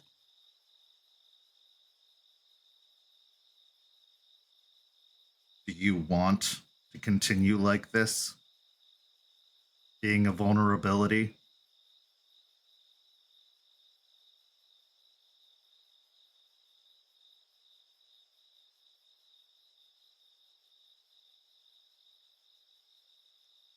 Do you want to be able to continue to breathe?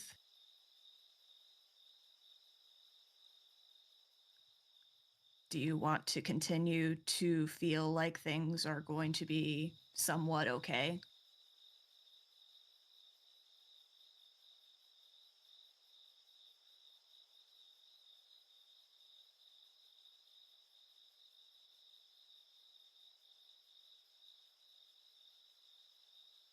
It's second to breathing to me at this point. But it's not breathing, Delphine, and it would take a whole lot more than withdrawal to kill you at this point. When you were human, maybe. But now, what you're doing isn't a need anymore. It's a want.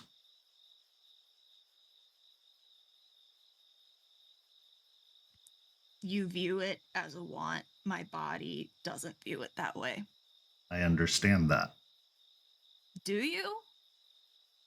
Yes. So you have something that you're so addicted to that you can't go a day without it. Yes.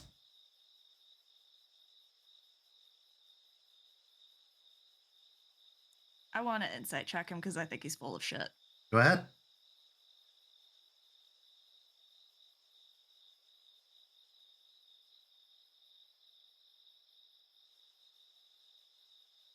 Just 2 successes. From what you can tell, he's telling the truth.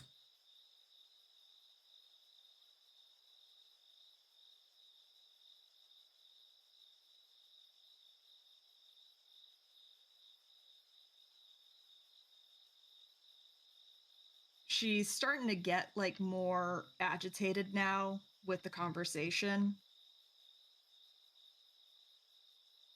and is visibly just avoiding looking at him. She's fidgeting more and just fumbling with her sleeves, trying to distract herself from how uncomfortable she's getting with what he's telling her. For the longest time, I prided myself on being untouchable. I have become more vulnerable than I've ever been over these past few months.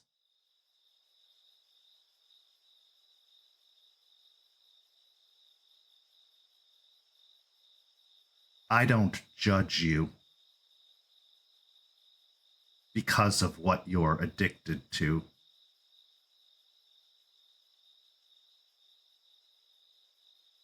Juniper is addicted to rage. Forged is addicted to disobedience. Raymond is addicted to control.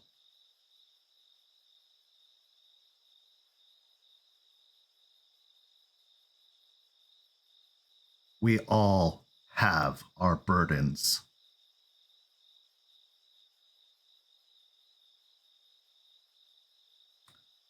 The question is, do you control it or does it control you? I think we both know the answer to that, Charles. We do. I'm not here to tell you what you already know.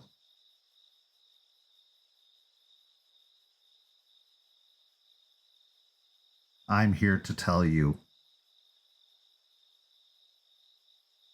you will never be as great as you could be if you continue to be controlled.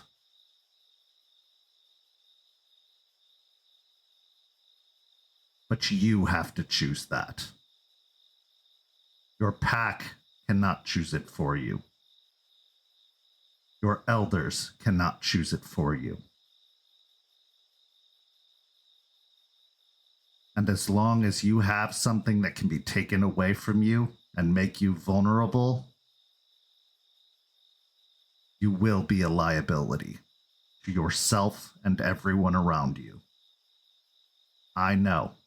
I've become one myself.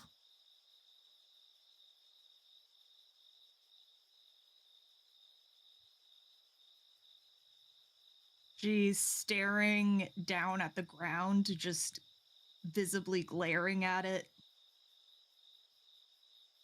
Her shoulders are hunched. She's just trying to hide her face as much as she can with her hair and everything.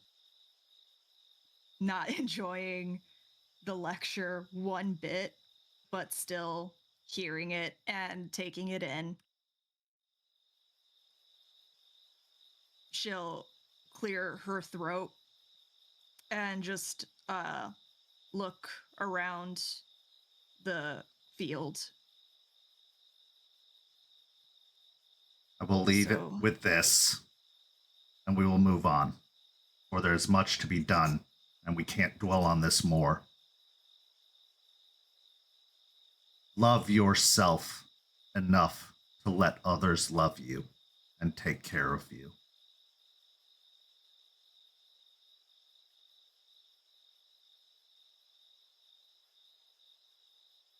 And with that, he turns and starts walking further into the field.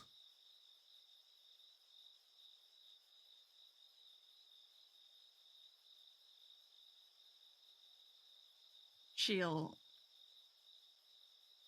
rub her nose with her sleeve and the corner of her eye too, and follow him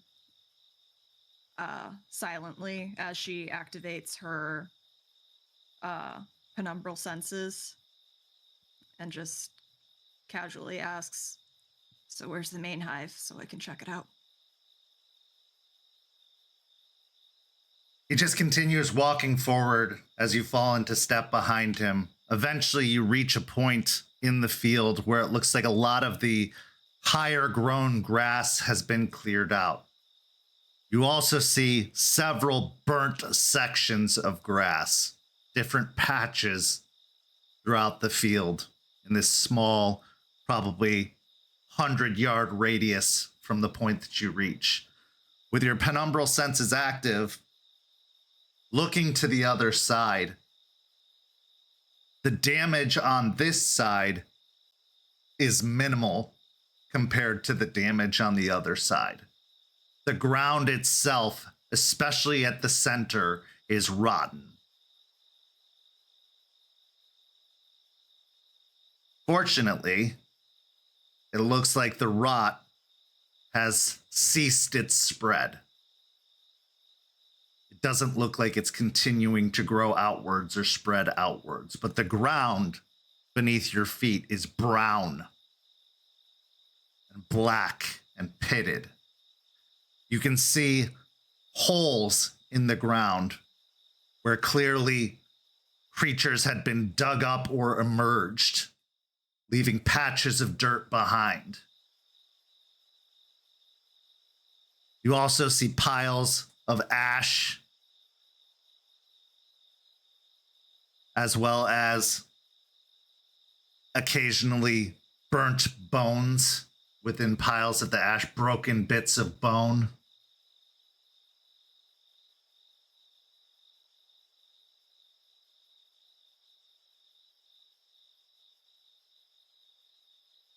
This was one of the locations where they were congregating. They would emerge from the ground in the surrounding area as soon as it grew dark.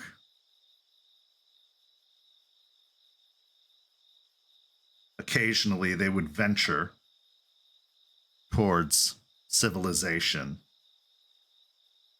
But more often than not, they were here, waiting.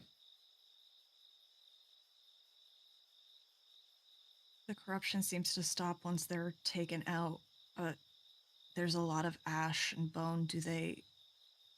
Is it changing them to leeches before they shift into zombies? No, at least not as far as we can tell. They are infected and seem to show the signs of infection as the others do. It happens quicker, more rapidly because of the injection into the bloodstream. It can find its way to the brain and to the heart faster to be dispersed throughout the body. This allows the deformations, the growths, to appear faster than one who is infected by the pollen.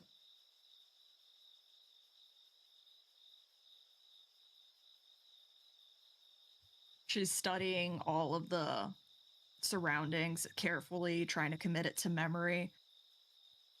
This is not going to be easy, but I think we can get it done.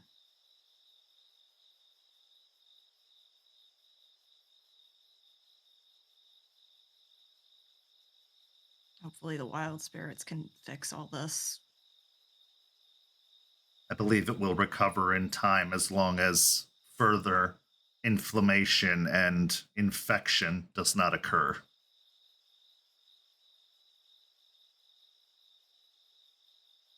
She'll nod. We'll get it done. Hopefully quickly.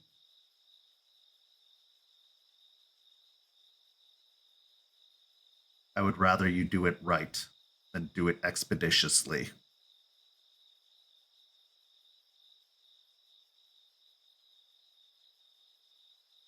Roger that.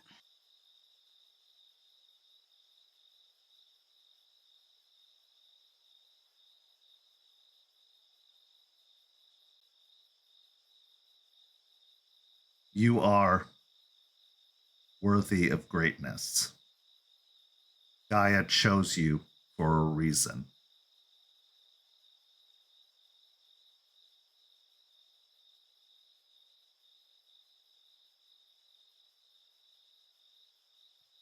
Hopefully she wasn't wrong. She wasn't. Don't let her faith in you go to waste.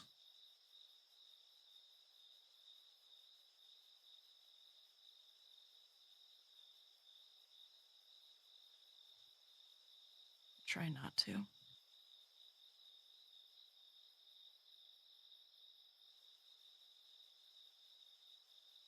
You spend another 20 or 30 minutes examining the scene. Charles even stops to take out a glass jar and scoop up some of the dirt and some of the ashes, which he caps off and hands to you.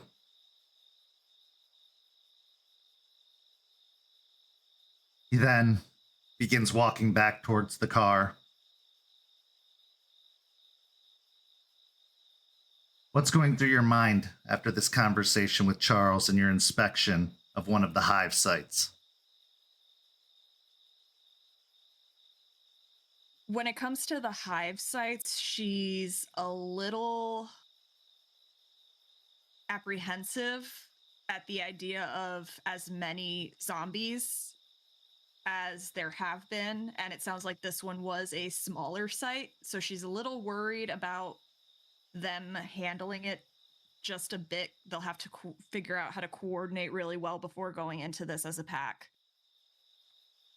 Personally, in her personal life with the advice she just got, she feels like absolute garbage right now because she once again got a lecture about her drug addiction and all that stuff.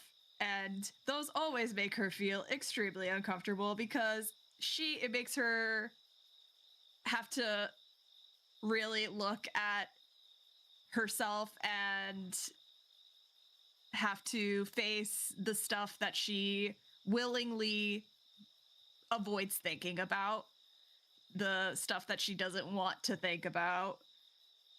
And she is just going through all of the reasons now in her head about mentally juggling the decision, should I quit or should I just stay as I am? I would be a burden to the pack if I go through the withdrawal. And also, they don't even freaking make rehab for Geru. I could lose my shit in the middle of trying to get clean, and then I could break the veil and all that stuff. And it's just a lot of worry and concern and anxiety going through her head right now.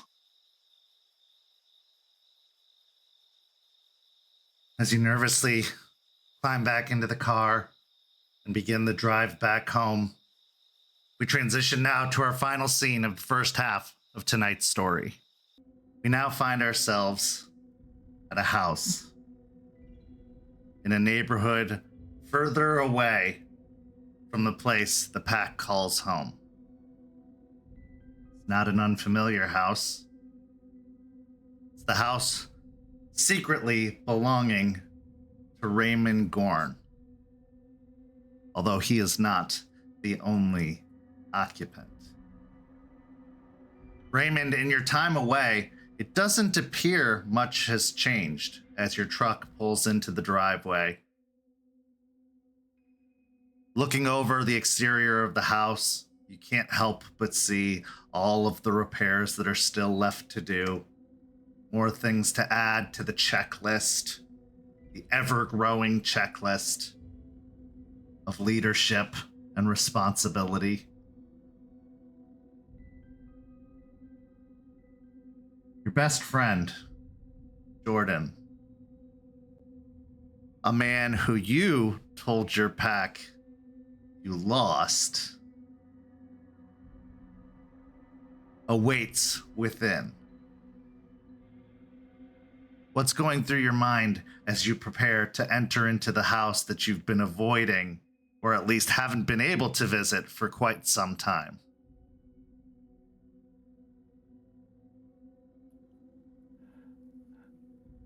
Coming back after being in hell, I wanted to come and see him and wanted to check up on him because I'm nervous. I don't think I've been away from him for that long in the year and a half we've been together since I deserted and got out of Germany. So I'm hoping everything's okay. I'm hoping he's all right is my main concern. And I just need to make sure everything's good.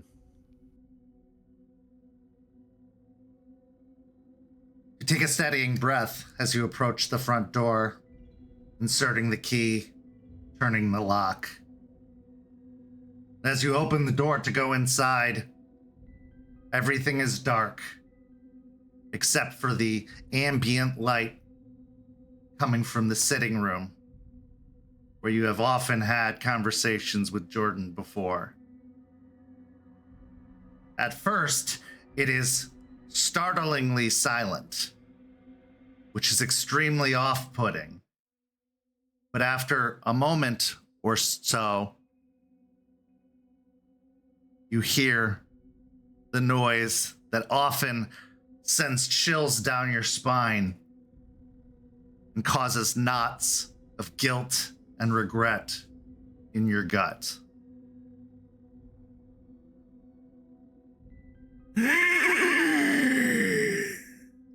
Hello, old friend.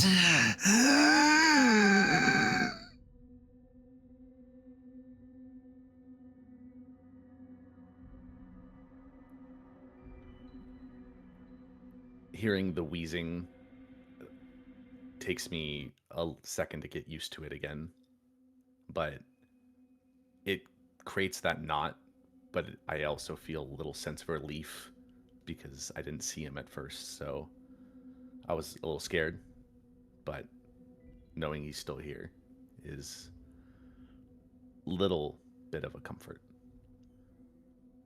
Is he in the chair? Or is he somewhere else in the room? As you look to the chair that he's often found seated in, you see the blanket draped over the chair, but there's no Jordan. You walk further into the room, following the sound of the raspy breathing, and that's where you find him, standing by the window, staring out through the curtains. He turns an almost rigid and creaky motion to look at you.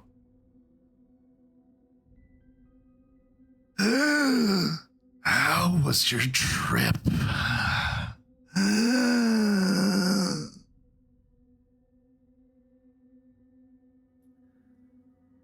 It had its ups and downs, but luckily we were able to do what we needed to do and make it back here a lot quicker than I thought, which is good because I needed to check up on you and see how you're doing.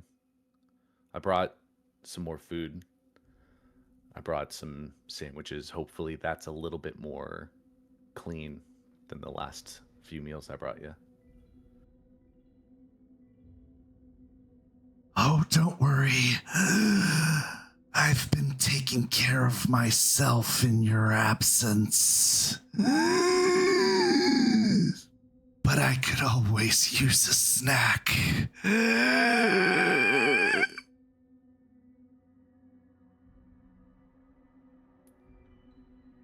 I'll walk over to whatever counter or table or whatever is there and pull out a container that has like 3 or 4 sandwiches made.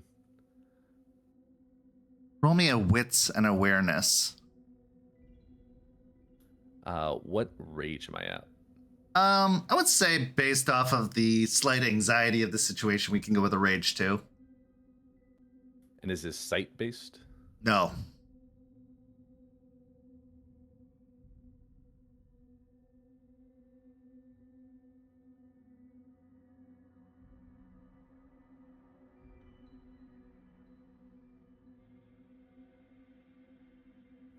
Three successes.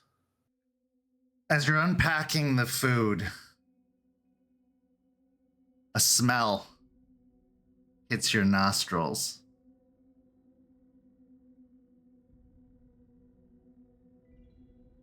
It's subtle at first, but it grows more and more. It is a smell of rot. And not the usual smell, the unwashed smell that Jordan emanates. No, this is a rotten meat stench.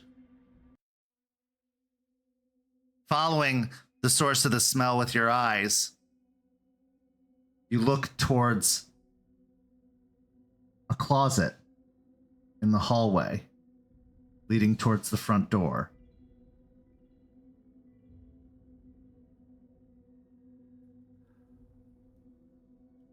Looking at the closet, I'll kind of close my eyes in a little bit of a pained expression, hoping that this is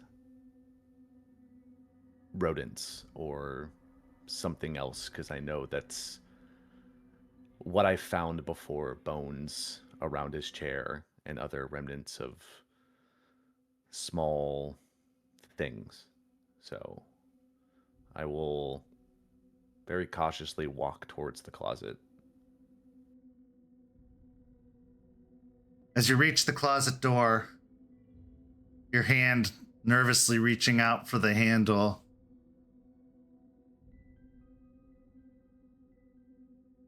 you grip the handle and turn. And as you pull the door open and the light, the ambient light floods the closet, the first thing you see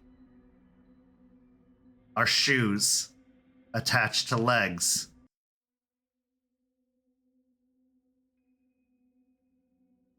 You finish pulling the door open and you see a figure that looks almost mummified, slumped in the closet. They're wearing a button-up shirt and a tie, black slacks, black shoes. And you can see a spilled folder with pamphlets leafing out of it, also tossed haphazardly in the closet.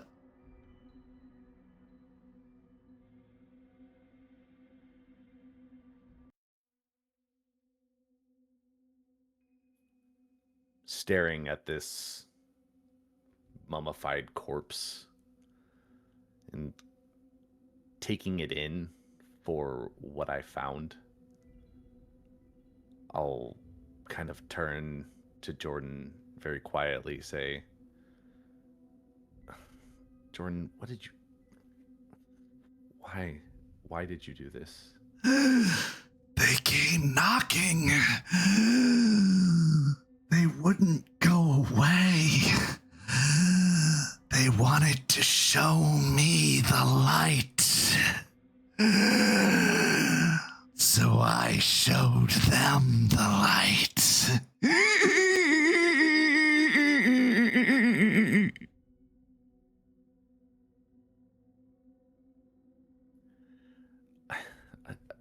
I thought I told you not to open the door when I'm not here. This is not okay. You can't do this. But I was so hungry, and you were gone. Who was going to help me?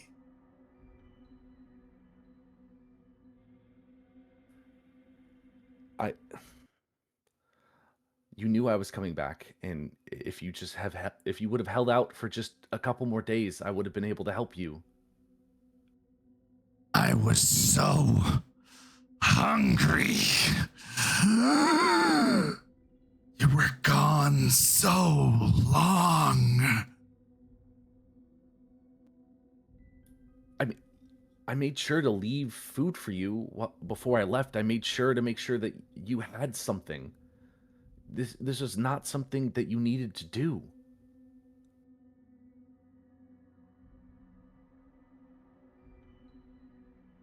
I'm sorry, Raymond. I just don't know what came over me.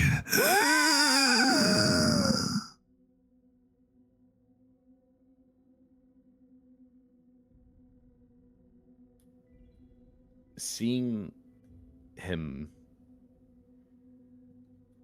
go back and forth from the more, I don't know, visceral hunger like reaction to now him being apologetic, the thing that pops into my head was the topic when I was talking to Eliza about if they're too far gone, can I help them? And so is there any way that I can look at him to like feel like I can still help? Because I know he's done this before, but it's been a long time, and I want to know that he's still there, that I can still help him.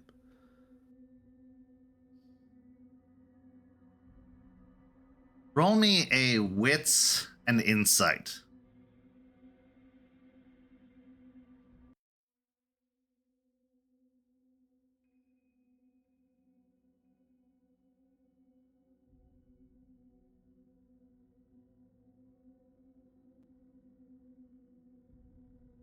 Four.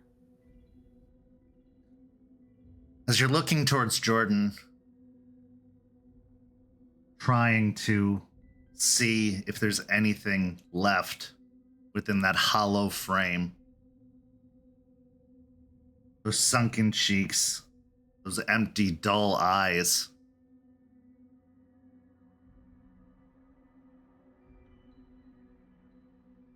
You see a little bit of color return to his eyes. You see his otherwise dry exterior, his empty expression, crack. I'm so sorry. And you see him kind of slowly push his back to the wall and start to slide down, huddling behind his knees.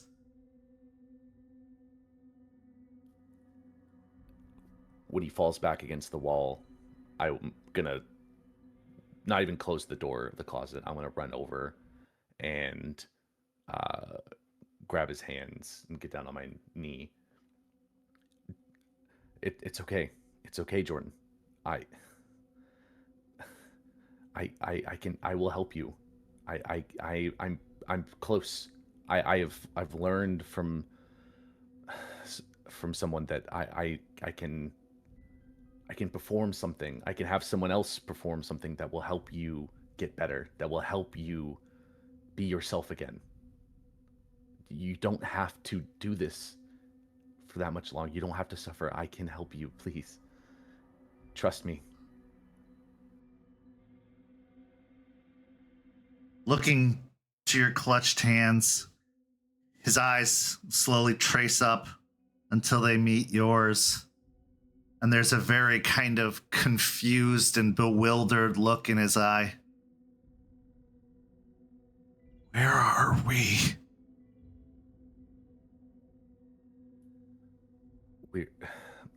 We're in a we're down in Florida. You're in a house that I bought. I'm trying to help you, and I have to keep you hidden. So you're staying here for now.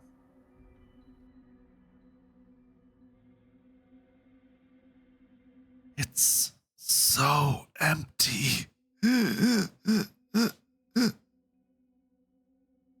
Just an empty pit. And I'm falling.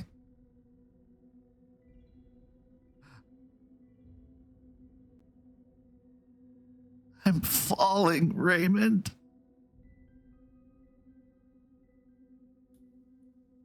I'm gonna grip his hands tighter. I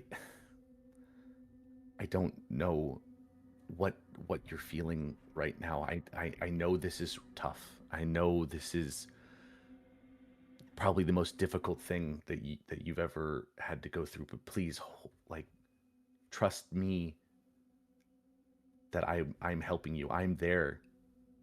My hands outstretched. You don't have to keep falling.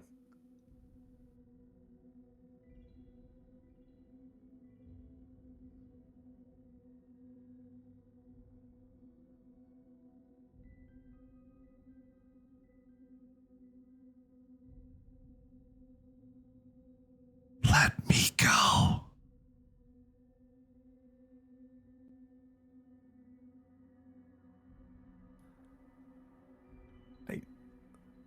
I mean, but I'm helping you. I'm going to make sure that you are back to the way you were.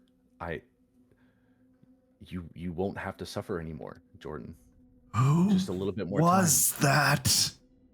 Who am I? What am I?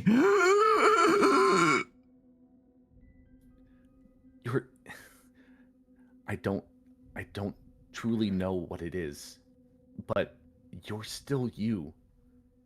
Please just trust that you're still you, and trust me that I'm here for you. Please. You're still my friend. You're still there. At this point, dry tears, which seems like a confliction, starts to roll down his cheek, his cracked, dry skin. He squeezes his eyes closed as he tries to hold your hands tight. He winces and his head ticks to the side a little bit.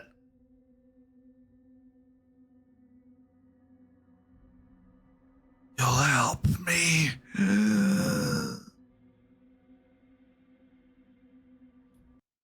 In every way I can, I am going to help you.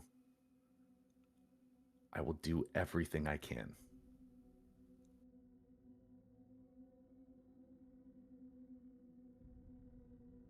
His expression softens as he takes a long, deep, raspy breath in. Go ahead and roll me a stamina and resolve check.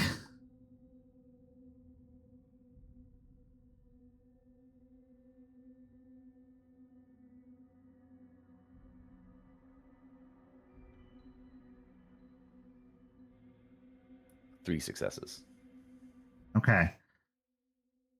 Go ahead and take a point of superficial physical and willpower damage as you feel the drain start to pull from your hands. You feel your hands start to tingle and grow numb.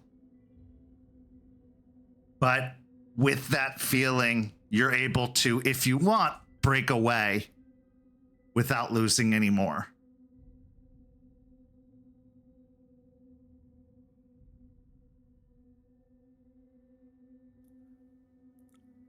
I want to hold on to let him know that I'm still here. But at this point, I think he's slipped back. And so I'm going to release my grip. As you pull your hands away, his hands remain there, clutching nothing. And his eyes open again, the same dull, empty expression resuming. So generous.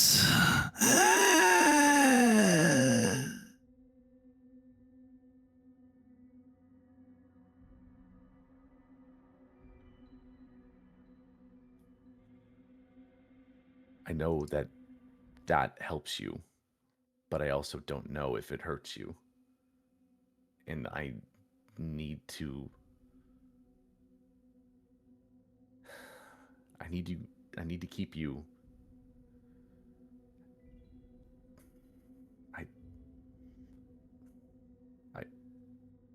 I'll stumble over my words and just kind of trail off.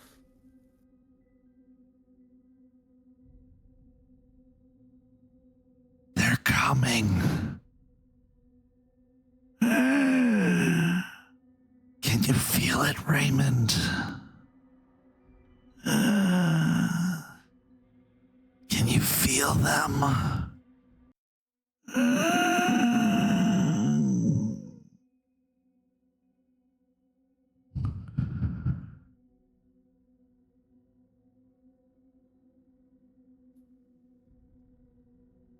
No. Who's coming exactly?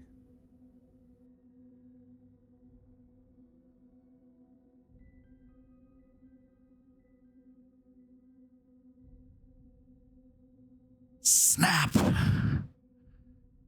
Snap.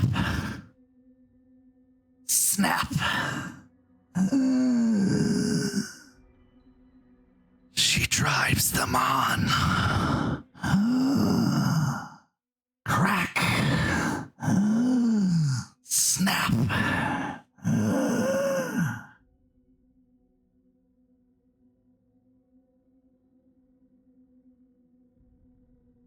They're coming. And they won't stop until it is done.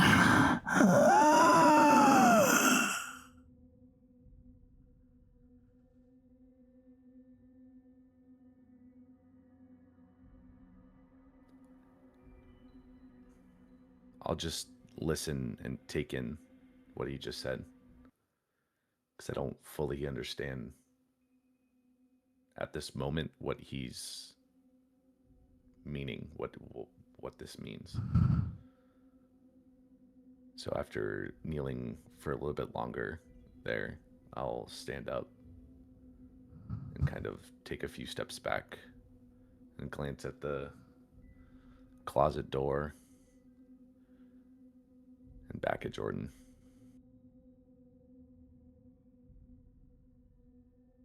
It rips the flesh from bone. It tears. It spills. It bleeds. It screams. It cries. It hungers. It wants.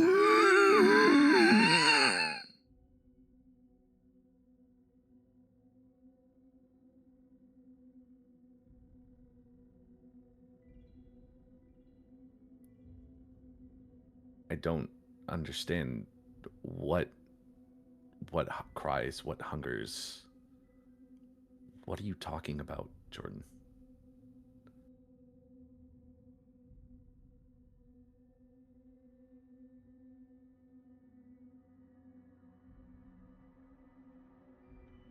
Ashes to ashes. Dust to dust.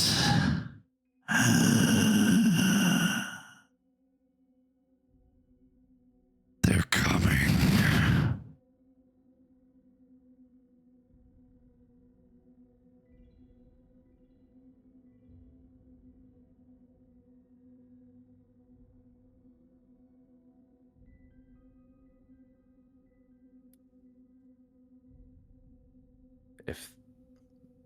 If who you say is coming, if they're going to arrive here, when?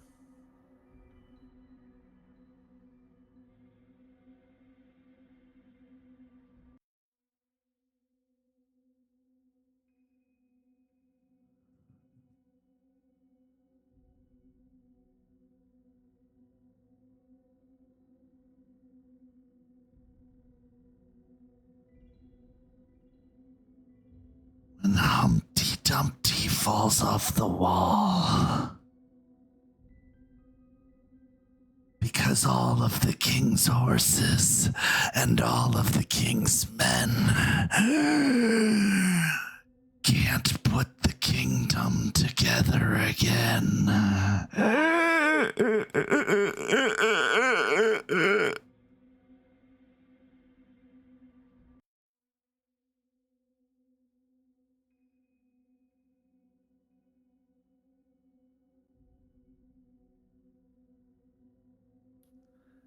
I don't understand, Jordan. Why are you saying this? What does it mean?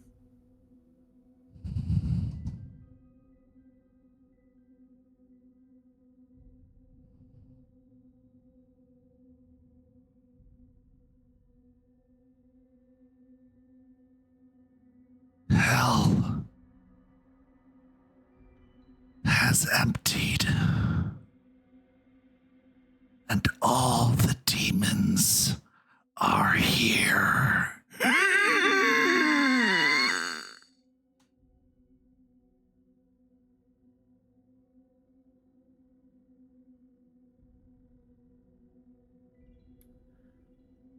With that last phrase, I'll look confused and then a little concerned, because that's a little too on the nose.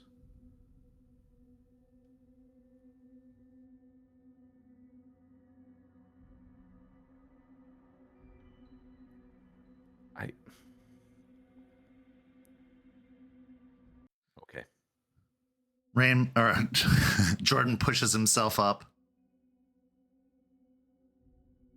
and hobbles over towards the chair, slouching down into it before thrusting a hand out towards the sandwiches and just grabbing it in a squeezed grip. What was a nice assembled sandwich before is just now a mound of squished ingredients. He just brings it to his mouth and sloppily starts chewing on it.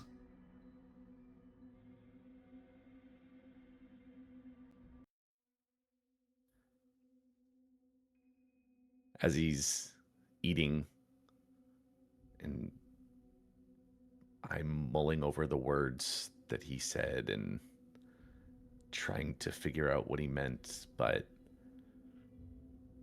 the smell kind of hits me again, and it draws my attention over, and I need to take care of that. So I'm going to try and dispose of the body.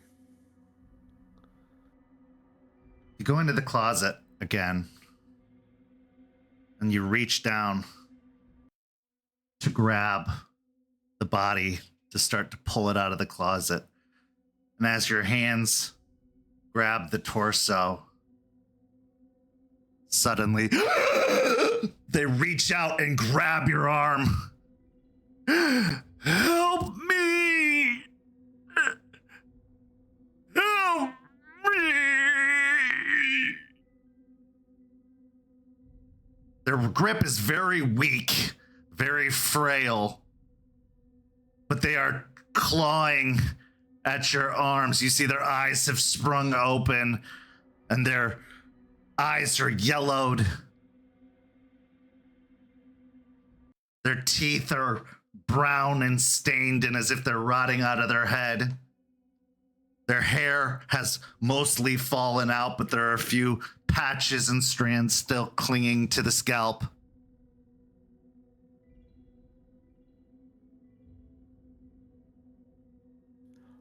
I will jump a little bit and loosen my grip a little bit on the man, and staring at someone who should not be alive still, I will look at him and kind of grimace a little bit, and I'm going to lean over, and instead of grabbing his torso, I'm going to put him out of his misery. Okay, give me a strength and brawl.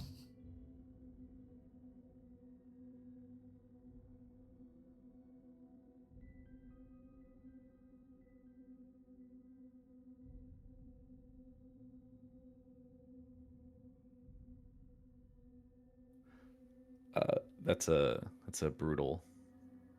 So as you grab them by the jaw, by the top of the head, and give a quick twist, it's so easy that the snap comes almost instantly and the form goes limp. But the twist has so much force that you hear a tearing as the torso detaches and falls to the floor, leaving the head in your hands, staring with that same horrified, pleading, desperate expression. The tearing of the skin was like the tearing of construction paper. How dry it was, how frail. In the living room, you just hear,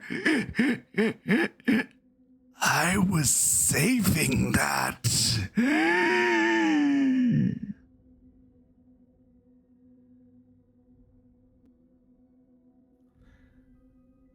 I won't even regard that comment from Jordan and kind of blankly stare at this severed head in my hands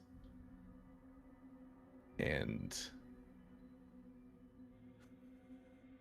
kind of grit my teeth and just blank stare at this point, just go on the focus of doing this job, disposing this body.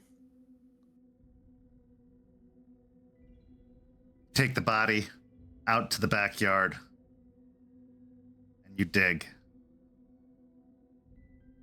You don't know how long you spend digging as the night passes on. But once you've got a hole that you feel is thorough and deep, you take the remains that you've wrapped up in a tarp and you drop them into the hole, dropping them down into the darkness.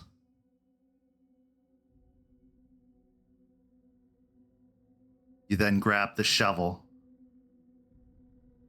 and begin pouring piles of dirt atop it. Shk. Shk. Shk.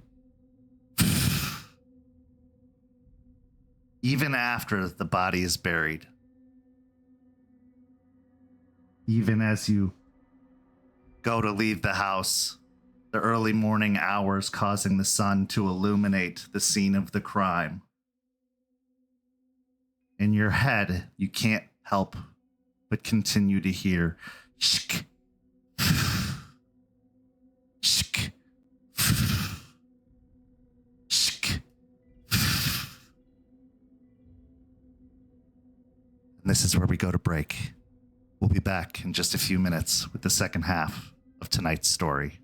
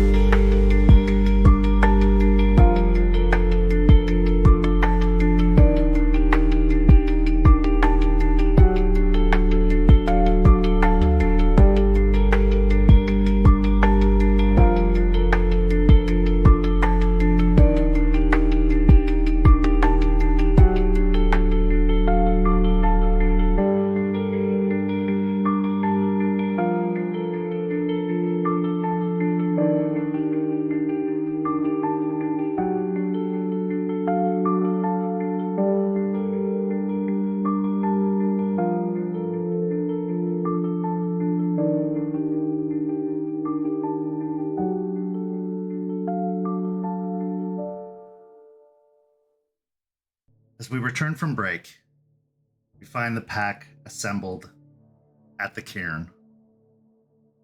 While it has been anywhere between 80 and 90 degrees out most days, fall has begun.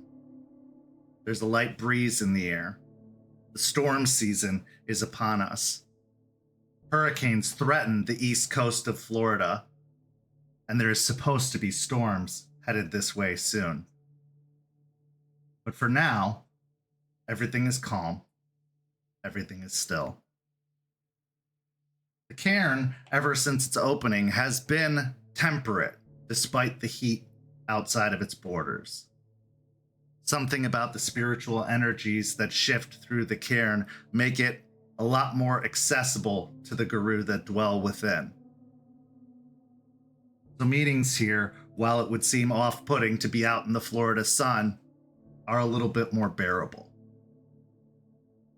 At this point, it's officially been 2 weeks since the pack returned to Tampa. With that being said, the memory lingers that it was going to be about 2 weeks until the assault on the mine was to take place. Word has reached the pack that the moon bridges have been established, and now the remainder of the Hellsept are headed up to Tilden Mine to join the advance scouts to ready themselves to attack. So as everyone gathers within the cairn, the grass beneath your feet, the trees providing a nice shade around, everyone go ahead and describe how you appear at this meeting. Let's start with Delphine and work down the line. Oh boy. Well, after having been back 2 weeks and exclusively staying at the Sept for the past 2 weeks, Delphine has looked better. She is basically she looks more homeless than anything. She hasn't been her hair is really messy. Her clothes have a little bit of dirt on it since she's been mainly sleeping outside in nature. And she does look a lot less twitchy than the last time everyone saw her. She looks a little bit more focused. She looks a little bit more put together than she did last time. She's not as sulky and aggressive, but she's definitely not the most hygienic she's been since they've gotten back.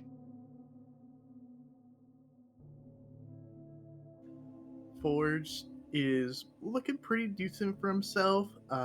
Seemingly taking a little bit more care of himself. He's right now wearing a skin tight like workout t-shirt, kind of show off his bod, feeling kind of good. Wearing just some basic shorts.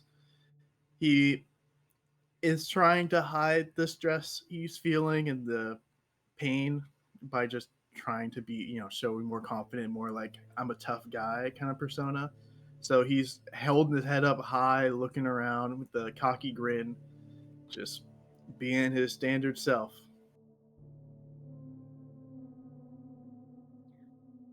Juniper is coming in with her hair in a very messy top bun. She is wearing a white shirt with a black flamingo on it and an interesting symbol, and is also wearing some khaki pants and her hiking boots.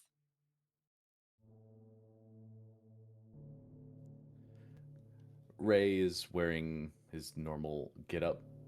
The only thing is, if you pay attention, the button-up's a little bit more like rumpled and just a little dirtier than usual.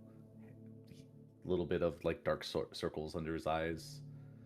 A little bit more like looks more tired than usual.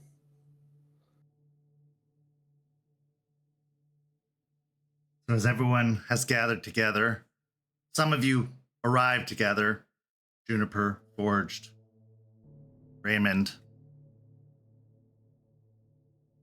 You all approach the hand-carved table that is used for meetings, and the scene is yours.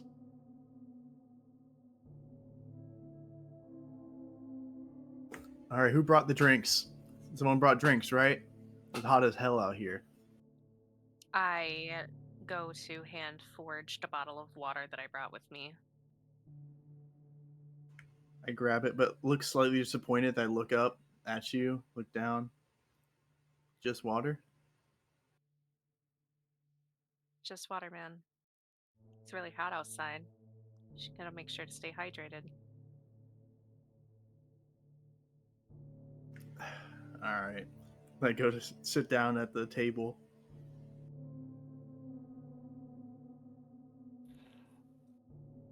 I'll also head over to the table. Under my arm, I have all the files and the map that we had been given from Charles. Spent a lot of time going through and looking over everything that was given. And taking a seat, I'll place it down in front of me with my notebook next to it as well.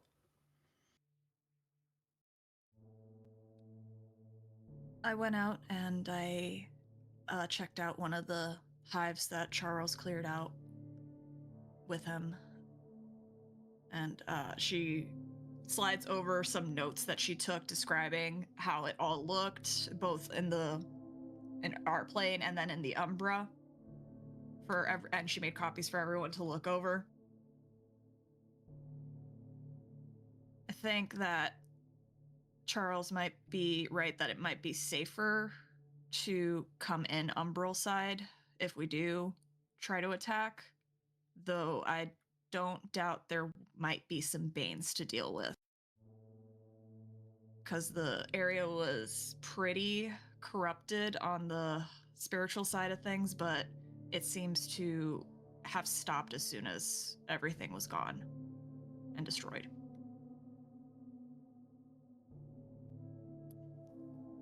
That's good to know, but I mean, going forward, when we're dealing with this, we're not going to an area that is fully cleared out. So that corruption will be spreading and it will be very much rampant. But it'll be easier to see on the Umbral side. That's fair. Were you able to find or notice anything specific while looking at the Umbral side? Or was it just the general corruption of the land? It's rough on that side. I noticed a lot of ash and bone.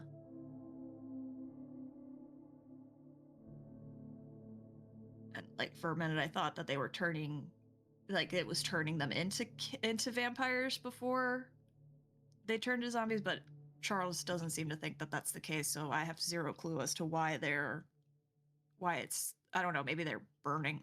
I didn't think to ask Charles if he was just burning the corpses. So that probably might be the case, but it's pretty early stages of gather. I'd be able to spot it if we were looking around. Raymond, thinking back to the dossiers and the discussion you'd had with Charles, he said that they needed to burn every last remnant of the infected, or else they would eventually grow back or reform with another infected entity. So it is very feasible that he had burned the bodies or burned whatever remnants there were, as they needed to be completely destroyed in order to get rid of them to make sure they didn't reform.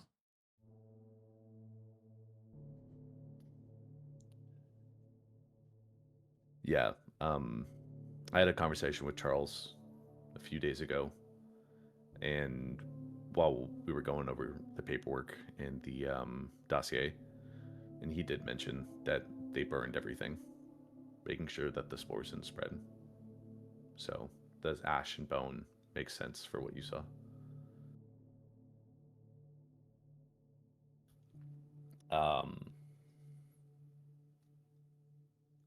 I wouldn't be surprised. But did you two go off and do anything by yourselves to like look into anything or investigate? Nah, I mean, I was gonna ask my bud, back at the biker club about if he knew anything, but the place was fucked up. I don't know what the fuck happened there. Other than that, I've just been chilling.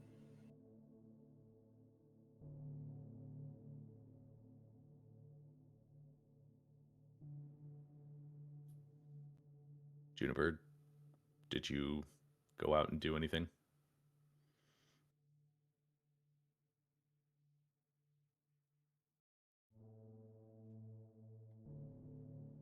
I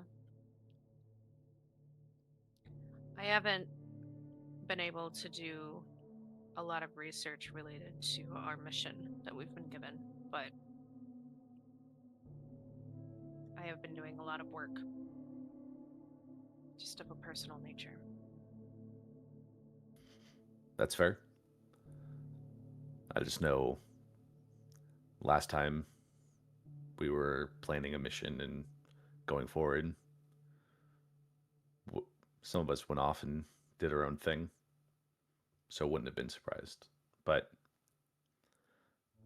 at this point, with what Charles said, if we do plan on investigating, going out to these sites, looking into certain avenues,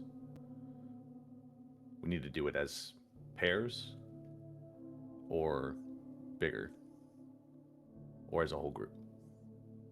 Yeah, I agree with that just because the hive that we went to look at, Charles said he took out 12.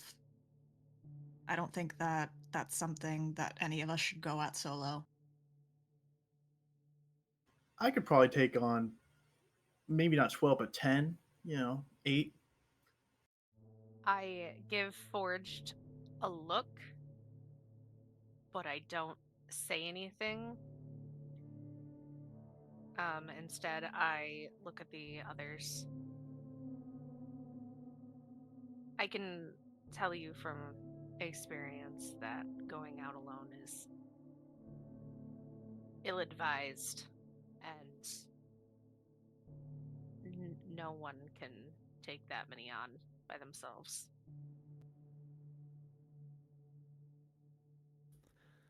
Yeah, if we're looking at hives that have already been taken care of, a pair going would probably be okay. If there's a few remnants there, others have moved back in, two might be able to take care of it. But if we go to anywhere where it's an active hive, or we go to investigate some of the more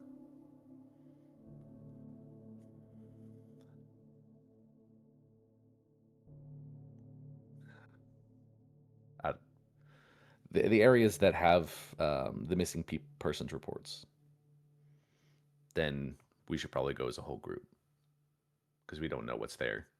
We don't know how many. I mean, there's no way for us to know because Charles said they'd dig into the ground. So we could be walking into a trap of 50. So rather all of us be there to handle it and be able to escape if need be with everyone there. I think we really need to just start discussing how we're going to go about dealing with it. We need to, it's all well and good to say we're going out in pairs, but what are we going to be doing? How are we going to accomplish taking care of this? That's what needs to be discussed. Like Charles said, we just gotta kill the one who's causing all this. I mean, we can keep going after these hives and just, dealing with whatever the hell he puts down. But I mean, the ultimate thing is finding this dude and killing him, and then we can go from there, right? I mean, otherwise, we're just more weeds are just going to keep popping up if we don't deal with the actual cause. Right, but they're very much hidden to the point where not even Charles could find them. So it might be better to gather up as much intel as we can on these hives and quickly hit them. And hopefully, in all of that chaos, the being, whatever the fuck it is, responsible for doing all of this will start to run or start to get more cocky, get closer to the city, make some mistakes, and we'll be able to pinpoint them from that. Which is why we should talk to Spud first and foremost, because he does know someone that's, from what I understand, is a leech that's similar to the one we're hunting down. He knows one. If we can get some information, hell, if we could even talk to that leech.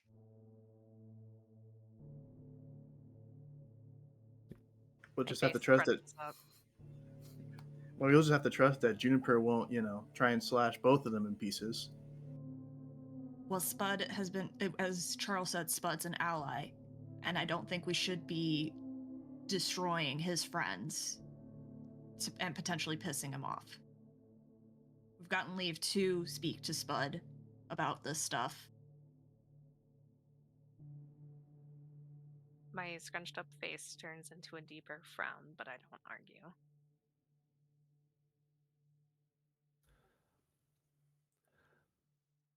Forged in Juniper, like what you mentioned a little bit, we need more information. We can't. Yeah, you're right, Forged. The overall goal is to take care of this leech. Just to kill them, get rid of them, stop them from producing more of these things. But, like Juniper said, this thing's well hidden. So, we need to take this step by step, be careful about it. We can't just go barrel into known locations or unknown locations without first doing a little bit of reconnaissance.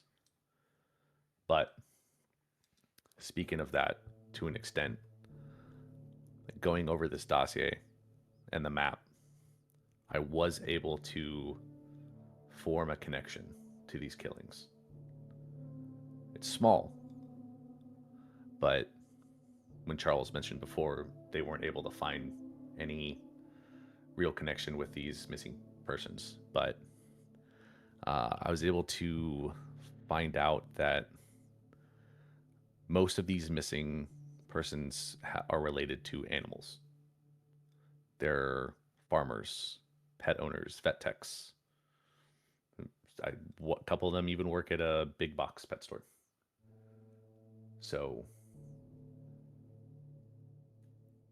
this leech is either holding on to the instinct of what Charles said of this being like more of that animalistic leech, or the spores aren't fully eroding their minds like we saw before with those people that just had their minds completely consumed by them, and it's specifically targeting these people. It's still sentient to an extent. So, I mean, I guess if it's related to animals, I guess the question is he going specifically after the animals, or is he going after people who have the animals? I mean, I guess we could look up, if we go out there to look up online, probably someone on Reddit or whatever mentions something about their animals going missing, or a bunch of animals start going missing. I imagine farmers are going to start getting pretty pissed off and make some sort of noise about it.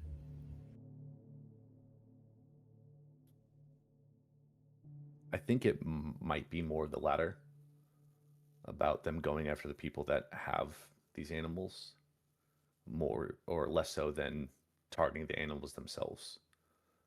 That's a missing link that I don't fully know yet. And that's something that we can look into if we go and investigate some of these missing persons reports. So Like some sort of PETA activist, he's animal rights activist, killing all people hanging out with the animals. Some part of that still remained. maybe. I don't truly know. But it's a start. Something that we can work towards.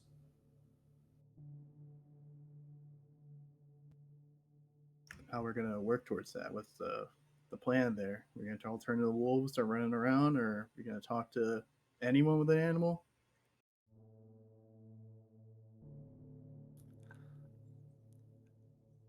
My thought process was we have the map of the missing persons and the hives. We have somewhat of a connection between these to some extent. I think going out and investigating these areas and getting eyes on and seeing if we can find any remnants of what happened or any piece of information, putting eyes on it, physically finding something that would help us jumpstart a deeper investigation is a good idea. It's dangerous, which is why I think we should all go together if we do that. But we can kind of go around and investigate more in the dossier, maybe look into these people, and not go to a physical location. But I think it would behoove us to actually put boots on the ground. I don't know if you guys have any ideas. I mean, you're not wrong. It's would be good to get out there, but we need to also consider we could walk into one of those hives at any point. So how are we going to deal with it if that happens? And that's why I said it would be dangerous, because we don't fully know what we're going into. I mean, we have the locations of the hives that Charles took out. You went to one, but we can go to others, see what we can find, see if you notice any repeating regularities in these locations. That will help us maybe understand a little bit more on the Umbra side. See maybe what's different here or there, what's the same. And then we can also look a little bit more on our side and see what we can find other than ashes and bones. Maybe we can find something more. Part of our preparations also have to include getting resources ready to deal with them. I think if we're going into these areas, I think we should also have some form of plans for combat, as it were. I mean, it sounds simple enough to me. You mentioned they gotta burn them and also use silver or no iron. I don't know why I said silver. Sorry, I'm thinking about myself too much.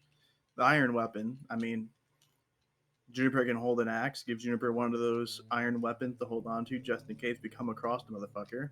Then we just carry something to light a fire quickly. I mean, it's middle of nowhere. A random bonfire is probably not going to make anyone too pissed. But we also have to think about the spores. We can get infected too. We don't want to get overwhelmed. We don't want to get surrounded. We don't want to be taking too many on at once and putting ourselves at risk. Because, like Charles said, the process for dealing with that is not something we would want to go through, and it almost killed Jace. Hold on. Haven't there been moments where, yeah, there's been times where we were being watched by the others in the septs from the Umbra, and they were like completely undetectable until they just appeared. Is that something that we can do while Yeah, investigating these hives? We can definitely go into the Umbra. The veil would probably be thinner out there too, that far away from the city. Because if we can Or travel, the Gauntlet.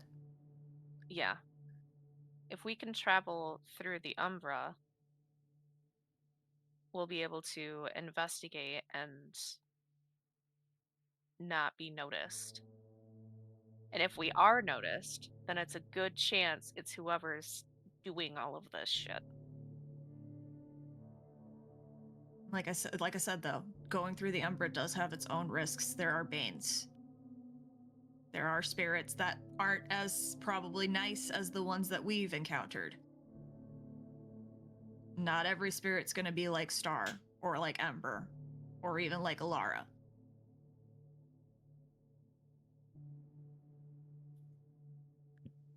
That's also true. But, Fenris.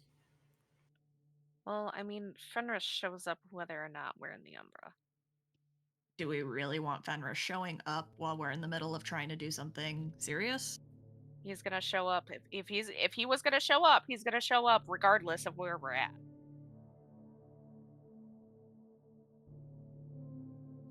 But you're not wrong, Delphine.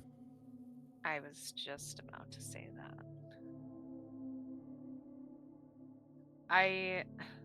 Charles did say that spirits were starting to get infected too. They've been there for a while, so they're probably all fucked out there. But it also might be a good indicator of, where shit's kind of going down. If there's a bunch of infected spirits in one spot, it's probably safe to assume that something's screwed over there. And if it looks like there's trails of infection, we can track it back to its origin point. If It there's would a be trail. If there was one, it would be a lot easier to spot there.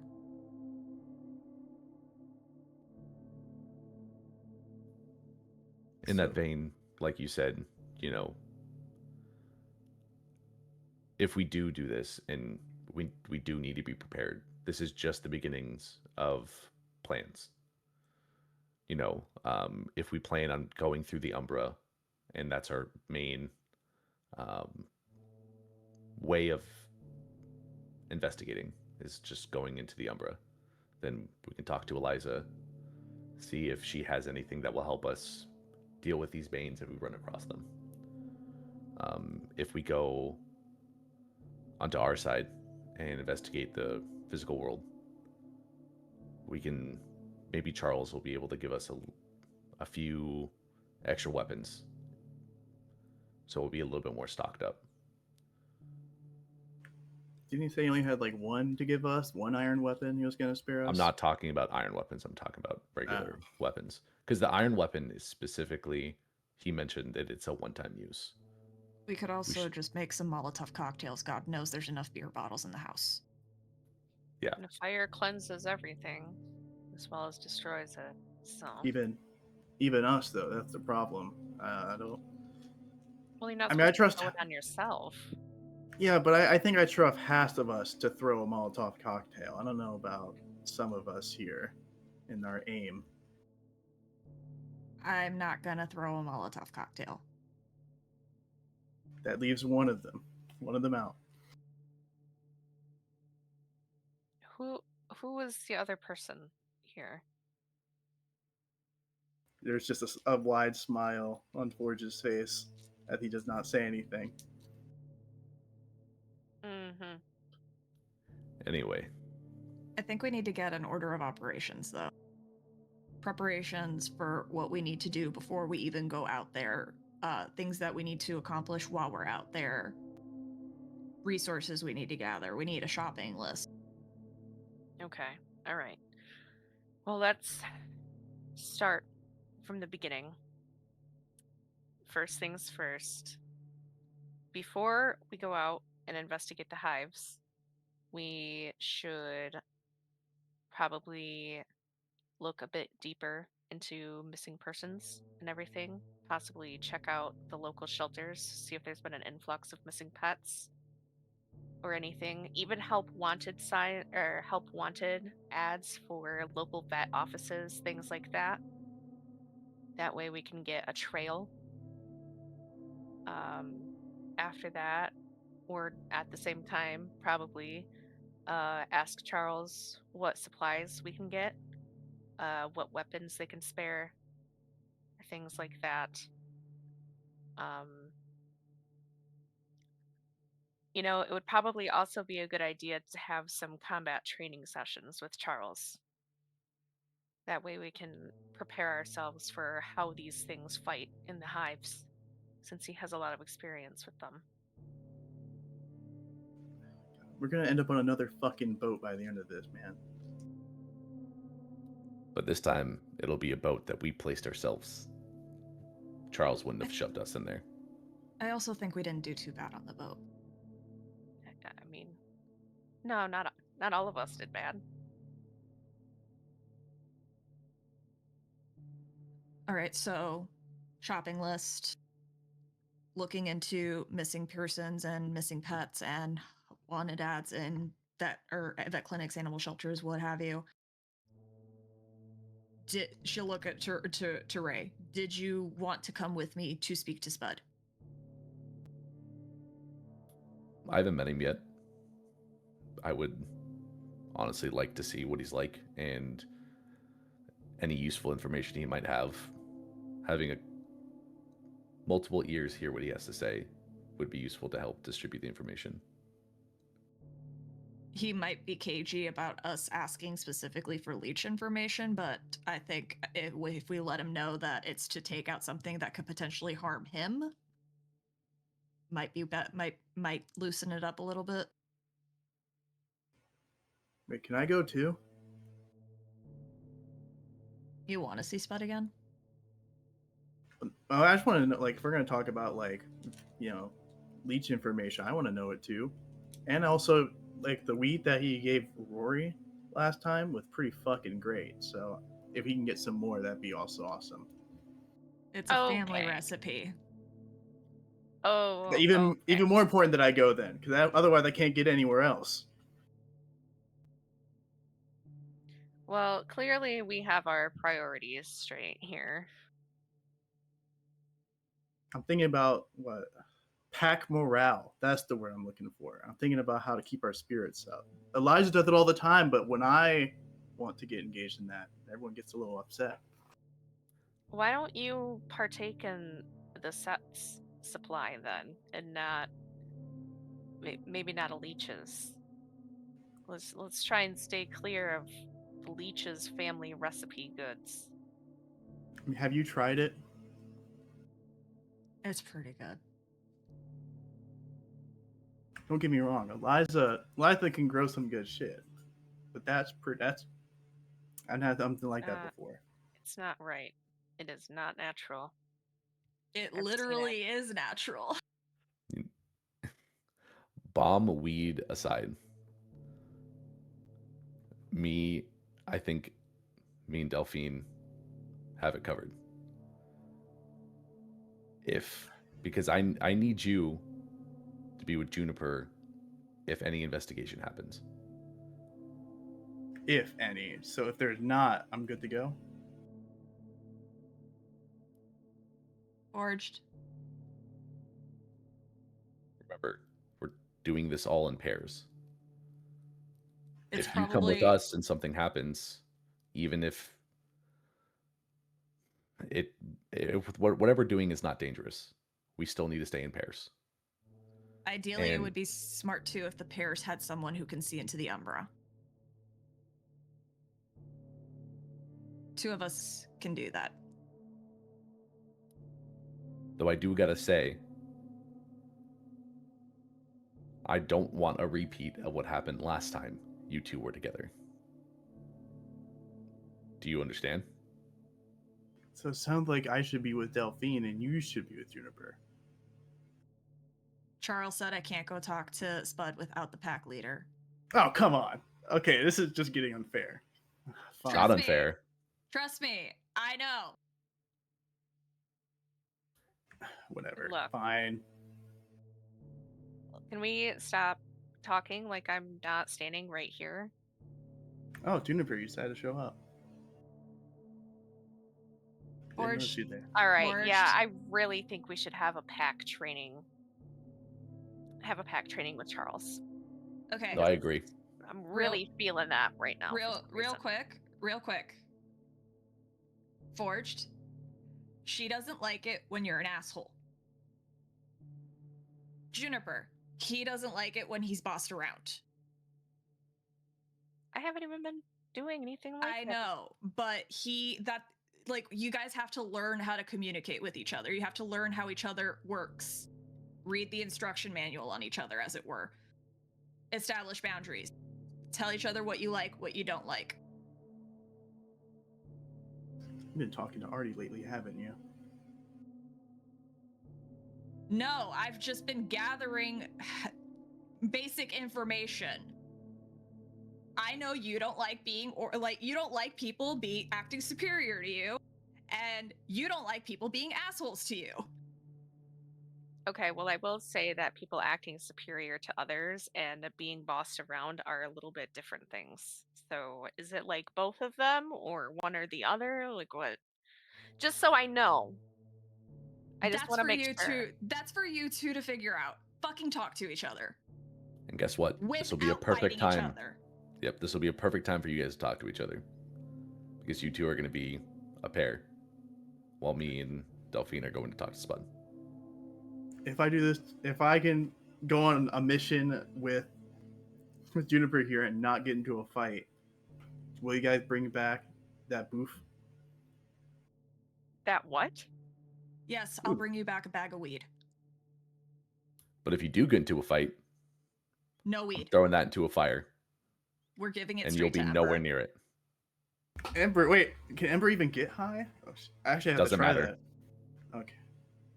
I'll ask Ember one day if they can get on my joint and see what happens. But I swear I can hear Ember cackling right now.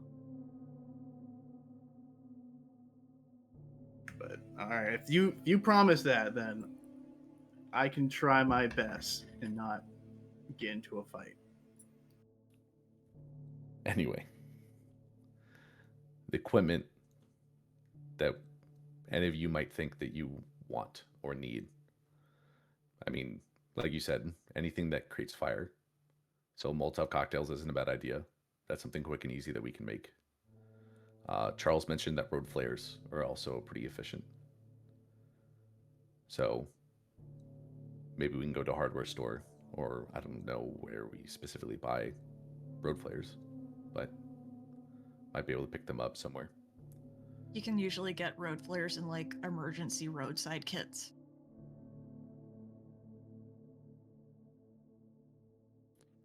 Okay. And I don't know if any of you want weapons or anything, or just going in fists and teeth, you know. I mean, I was also going to say that Juniper did have a good idea last time with the mole vibration thing. If we are getting chased down, it could distract them. If they do function mainly on vibrations, I don't know. Oh, the Dune thing, yeah. We could definitely test that out. If we want to pick up a few of those and see if it's efficient, if it's effective.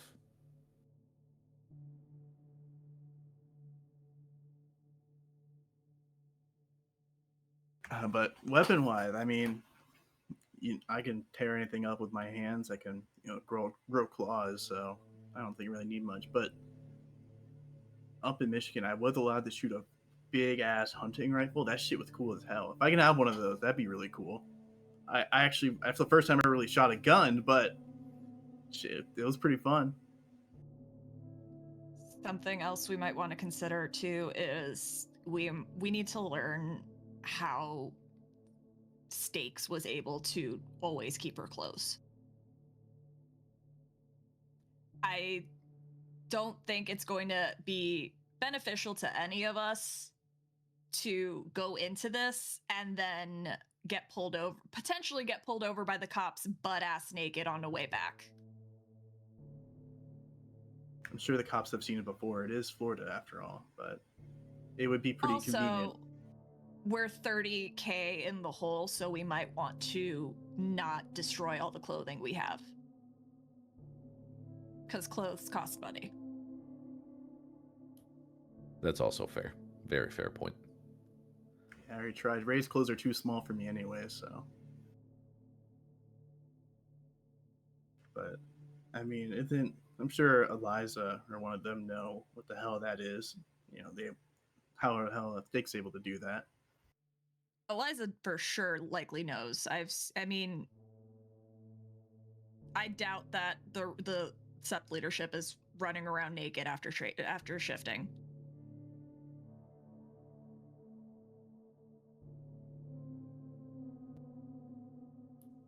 I agree. One of us should probably talk to Eliza and try to learn that. But other than weapons, I mean, we do know a little bit about protective gear from the spores. I mean, last time we went to the houses,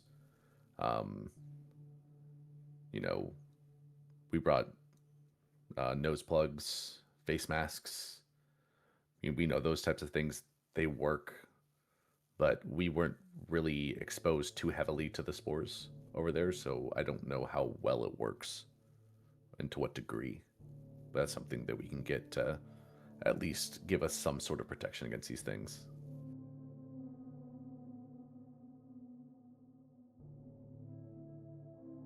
I mean, the only issue is though that if we start changing, then it's gonna probably immediately break. You know, even if it's something like smaller mask, if we turn into Glabro, we're gonna be screwed.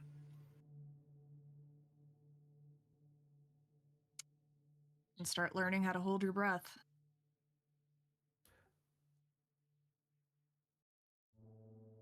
I have an interesting thought about us investigating these hives.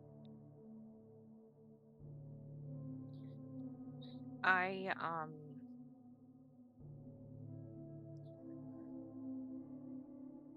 before everything happened, I was going to school for environmental science, and something that I learned about is about fungi.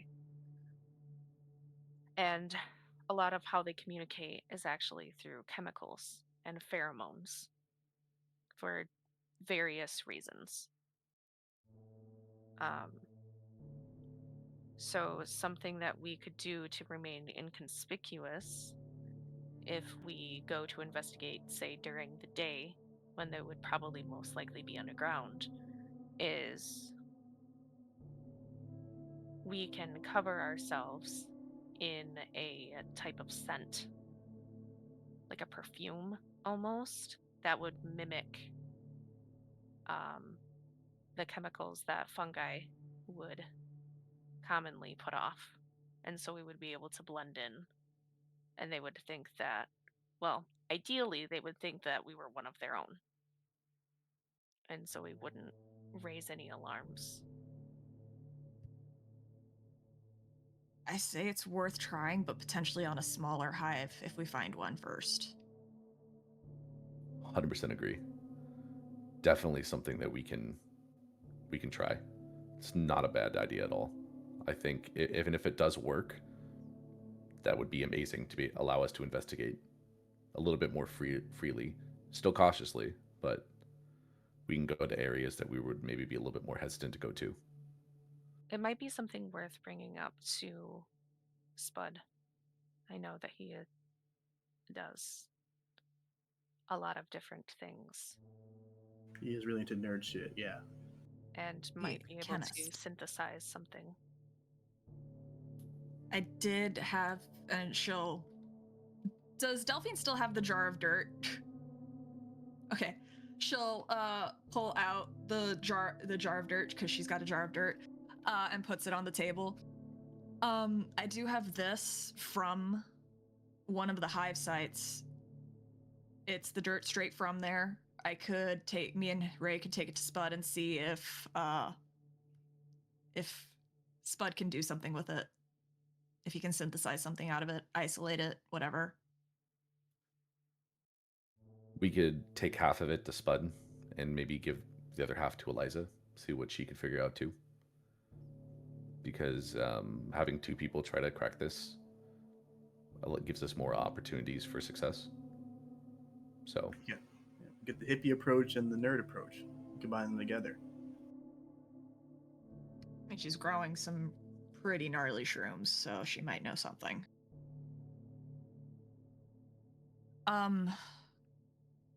Off topic, but in line with the sept. They're exhausted, so if we can do stuff to kind of help alleviate some responsibilities, like lighter stuff, that might help, because Charles was slouching and it was weird. really, Yeah. So, like, I don't know, we can, like, volunteer for, like, some light patrols or whatever. You know what? That actually brings up another off topic. You know what? I think that is a perfect opportunity. Forged Juniper. For what? You know, I was just tuning that out. I heard we, and then I started to get a little confused there. I didn't know we started speaking French around here. What? Who is we and helping them out? I think I have a lot on my plate. You know, I do a lot. Hey, I have. Forged. You can either help with sept cleanup and walking all around with a stick poking at garbage, or you can walk around neighborhoods and make sure that things are copacetic. Maybe get paid weed for your good behavior. I know they wouldn't do that though. I mean, I've been trying to get us to get a pay raise this whole time, and we haven't had any luck. Listen, I'm working on something to try to get us some cash flow, but there's a lot of red tape, and I'm working on it. But just, you gotta start. Forged, I know you don't like the word responsibility, but you have to start taking some responsibility. You're part of the SEP too. All of us have to do our part to contribute. I know that, and she'll point to Juniper, Ray, and herself. The three of us have been doing cleanup around the sept. I literally work here. But we can start doing other stuff like light patrol. Like I said, light patrols. What you think about it this way, Forge? If you're doing patrols and a leech comes into our side of the of town at night, you have fair game to fucking destroy them.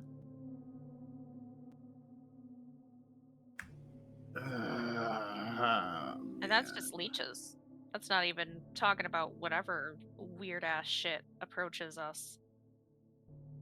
Plus, you get a lot of information just walking around the streets and listening to people talk. Bodnars like stories, don't they? They like to listen in on shit. How? Man, How about this? Okay, how about this? If y'all help me out with finding out what the hell happened to Damien and like what the fuck's going on with the bar, because I have no clue what the hell happened there. I'll start doing some patrols. You start doing that. Okay, all right. Yeah. Delphine just looks confused because she doesn't know who Damien is and she doesn't know what bar he's talking about. The biker club. Have you not been to the biker bar before? It's like not that far from here. What about me says biker chick? I mean, I'm not a biker chick, and I know about the bar. Anyway, Forged, I'm glad that you're wanting to take a little bit more responsibility, but this is not a polite ask for you to do this.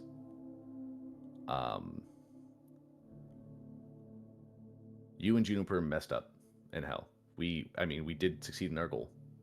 We did complete our mission, but you guys caused a big issue up there. And so this is going to be your punishment.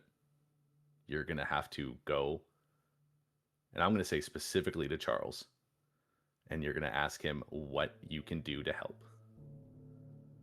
And I am going to hold you to that, because I'm going to ask Charles whether or not you walked up and asked him, and whether or not you're actually doing what he asked you to do. And you're going to do that, let's say, until this mission is done. Same for you, Juniper. Okay, well, hold up. I've been on a pretty straight and narrow path since we got back from hell, okay? Let's just say I got humbled a little bit, all right? So I don't think that we need to be that severe with me. I'm not really the problem anymore.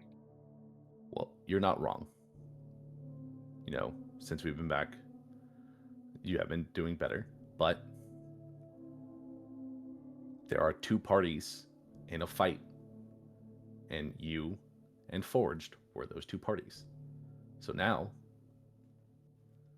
you get to do extra work, more than what you do now. And I do I- not think you understand how much work I'm already doing, but sure. All right. that's why it's a punishment. Fourth tenant of the litany, guys, submit to those of a higher station. I mean, he's literally standing on the same ground I am.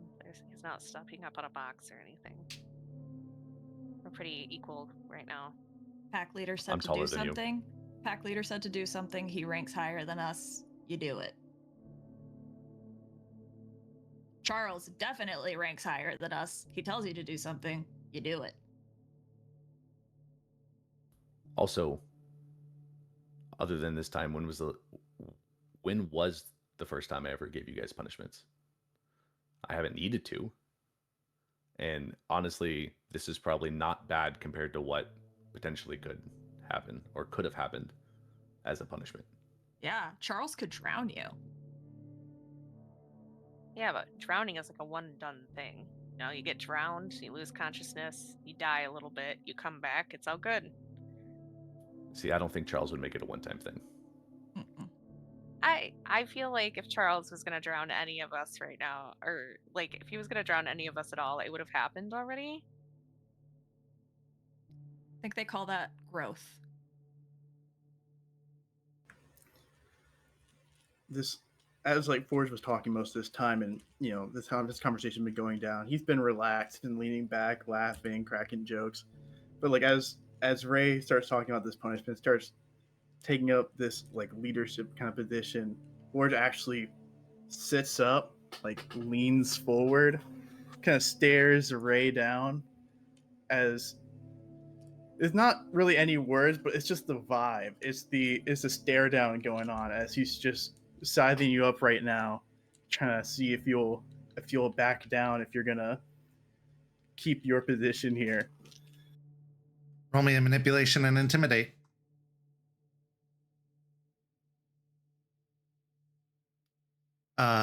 Raymond, I'm you can assuming roll Ray's me. one. Yeah. Wits and insight or composure and resolve, whichever you prefer. I'll do wits and insight.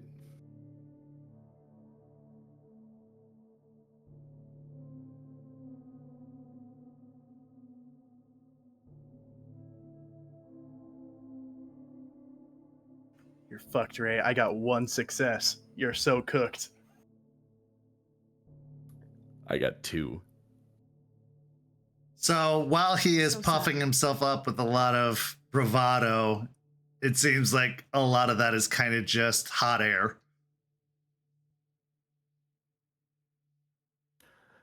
And as Forge is staring me down, I will stare him down exactly like what happened at the car door when we first met in hell. I will not back down from this, and I will just lock eyes with him. For like a moment of just awkward silence now. It's like after all this, everyone's kind of laughing or just talking, and then just silence that they're just staring each other down. But then Forge blinks first and kind of sits back and just goes, "All right, whatever, I will do it." Damn, I was about to light some candles or something between the both of you.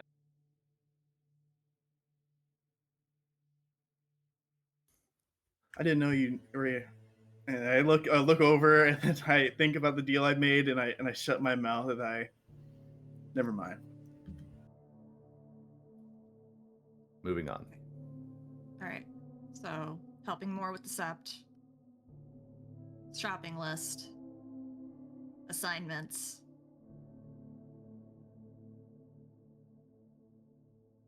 She'll look to Ray. So for now, you and me, Delphine, will go talk to Spud, see if we can figure anything out.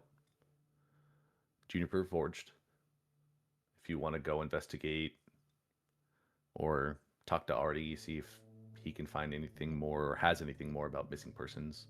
If you want to go investigate animal shelters, like you mentioned, you guys can go down that avenue.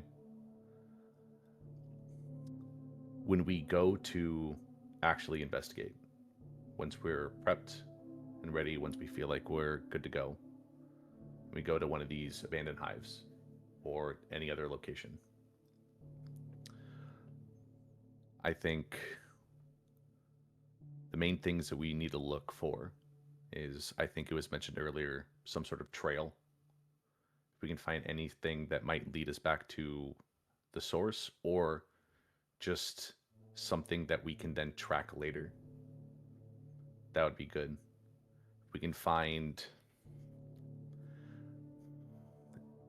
I doubt with the cleared hives we'd find any body, but if we can find anything of any remnants of these individuals, or if we do find an individual that was not taken care of, we might be able to figure out more about this infection.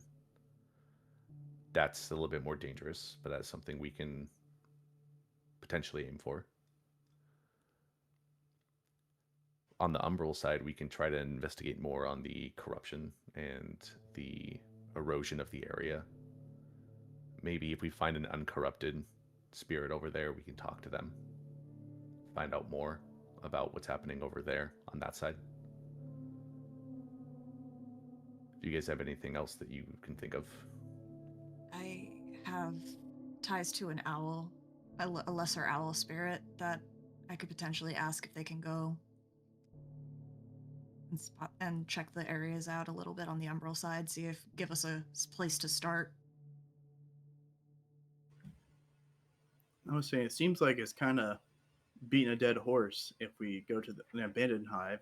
I'm assuming the other members of the SEP would have already thoroughly searched them, and they saw it while they were still around. They probably already gave us all the information they have. It would be good.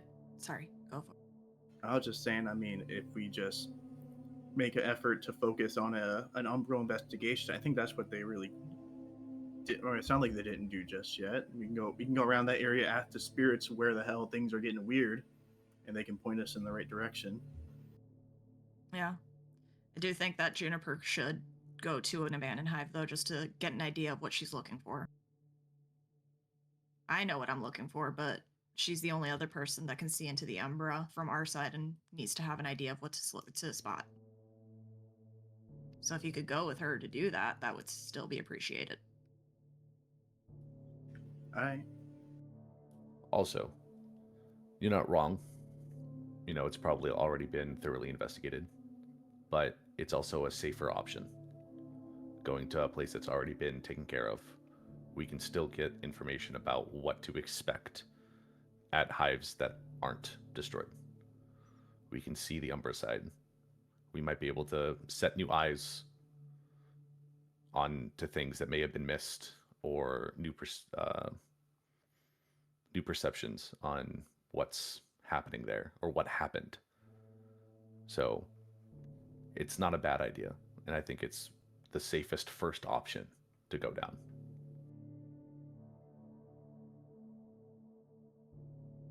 Charles says that he wants us to do this efficiently, so we don't have to do it quickly, we have to do it correctly. And the best way to do it correctly is to do it safely. So, why don't you guys go and talk to Spud, and then talk to Charles about a supplies list, and possibly setting up a date where we can all have a training session, or even a couple of training sessions together as a pack. And Forged and I will go talk with Artie about the missing cases and finding pet shelters that have had a influx of pets, and also go investigate some of the hives that have been abandoned and taken care of. I thought we were going to the pet places in person. I assumed that'd be better instead of asking Artie. I was figuring we would ask Artie first for a list instead of just walking up to pet stores. It's easier to track it all online and then make an efficient list of knowing where to go. How many pet stores can there be out there? This middle of nowhere. It's Florida, dude. They don't, the laws for like having, you can have a fucking tiger here. The laws for animals is out of control. Oh my god, isn't there a dude that was like a Tiger King? Shit, can we be Tiger King down here? No. I don't know about. I'm getting some weird reception here. Was he fucked up? Yeah, no, don't. I'm Okay. just saying probably not to owning tigers. I don't know about that one. I don't know about that. Anyway, yes, there are tons of pet shops, shelters, vet offices. There's a lot to work through, and I would rather just have a list of places that are actually significant than.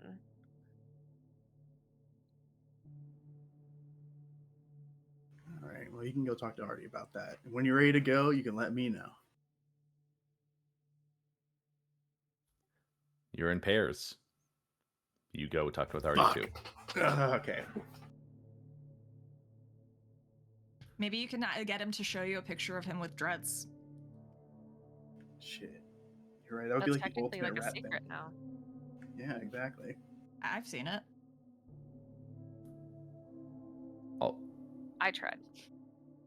Also, remember what we talked about, Forge? Sometimes you ask the most direct questions that lead to some of the better answers. So, you going with Juniper and trying to get this information, you might be able to lead to an avenue that we didn't think about. So, it's a good idea for you to go. And don't forget to talk to Spud about possibly synthesizing pheromones and of some sort with the fungus. I'm sure Ray's already written it down. And of weed. I roll my eyes. And the weed. I wrote them down. Do we do like a little team cheer now to signal the end of the meeting here? Are we good? Are we all putting our hands into the circle together and doing I'm like not a little... I'm not putting my hands in. You don't want to put your hand in? You're right. Delphine's hand's been real sweaty lately. It's been weird. Are you okay, Delphine? I haven't showered in a couple days. I mean, you can come take a shower. There's also like a whole like creek river thing flowing through.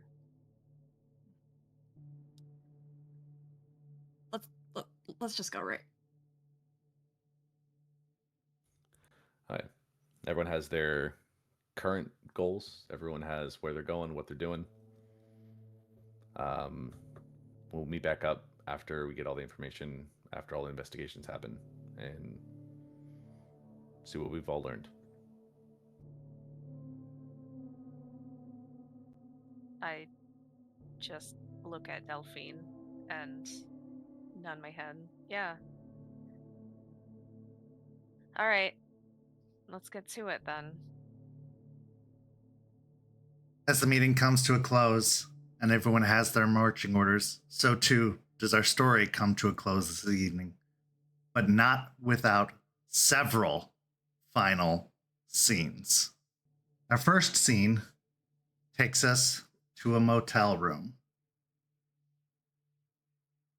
A baby sleeps in a pen off to one side as a young woman, Lila, stares at her phone. She takes several deep breaths as she looks at the phone, at which point we cut over to see a boarding pass for Detroit, Michigan, sitting on the surface of the phone. Over on the table next to the bed is a handwritten note that says, "I'm sorry."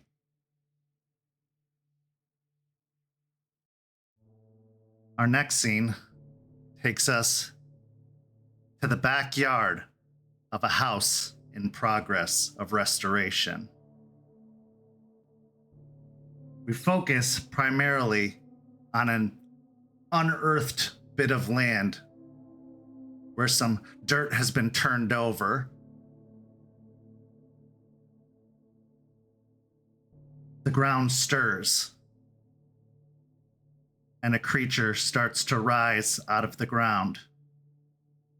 It is deformed. It has growths coming out of several parts of its body.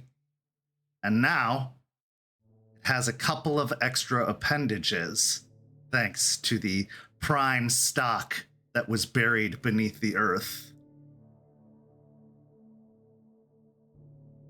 The hulking Frankenstein of a creature, stitched together of various body parts and growths, starts to lurk towards the house, moving towards the back door leading into the house. But it pauses as the back door opens, and we see Jordan standing in the doorway. Jordan cocks his head to the side, the same raspy breathing coming out. You're not wanted here.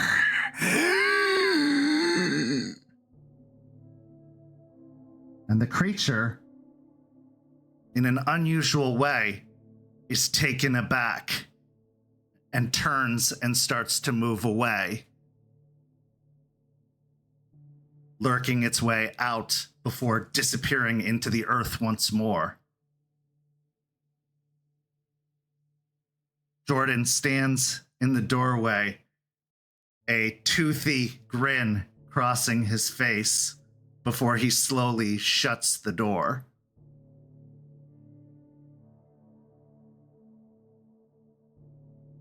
And then, in our final scene, we see the interior of a studio apartment. We find ourselves at a computer desk, a bank of monitors assembled against the desk. It's late in the evening as Artie is hunched over his keyboard, typing, his headset on his head. One screen is particularly of importance, as it appears to be a news report from a local news station in Michigan. We then cut into the audio of the news report. News out of Ishpeming, Michigan, as a disturbance at the Tilden mine has caused operations to cease for the foreseeable future. Representatives of the mine say a malfunction of equipment caused a massive cave-in, and that operations will have to cease until the cave-in can be resolved and the equipment can be properly fixed. Residents of Ishpeming were disturbed when they heard a large amount of noise coming from the mine, which is located several miles away. And when authorities showed up to the scene, they were quickly met by representatives of the mine who assured them that there was nothing to be worried about. More on this story as it develops.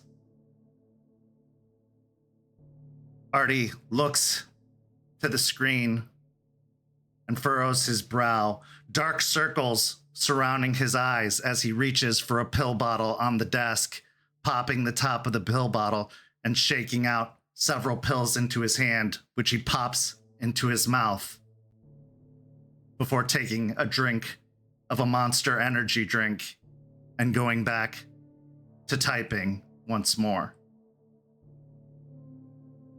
And this is where our story comes to a close. Thank you so much to these amazing players. Thank you to all of you watching at home. We've got Rage Across Tampa coming up on Tuesday over on Twitch, and then the next episode of Hellhounds here on Friday at 7 p.m. So tune in to both of those. Also, follow our Discord link down below to join our community, where we're now hosting games of 5th edition, 20th anniversary, and Chronicles of Darkness. So come be a part of that if you're interested in running or playing in any of those games. Also, while you're clicking on links, go follow all of our social media, because we have a very big announcement coming up in the next few days, and you are not going to want to miss out on that. So stay tuned to the social media. For these amazing players, I'm Kent. Thank you so much for joining us, and we'll see you next time. Have a lovely evening, everyone.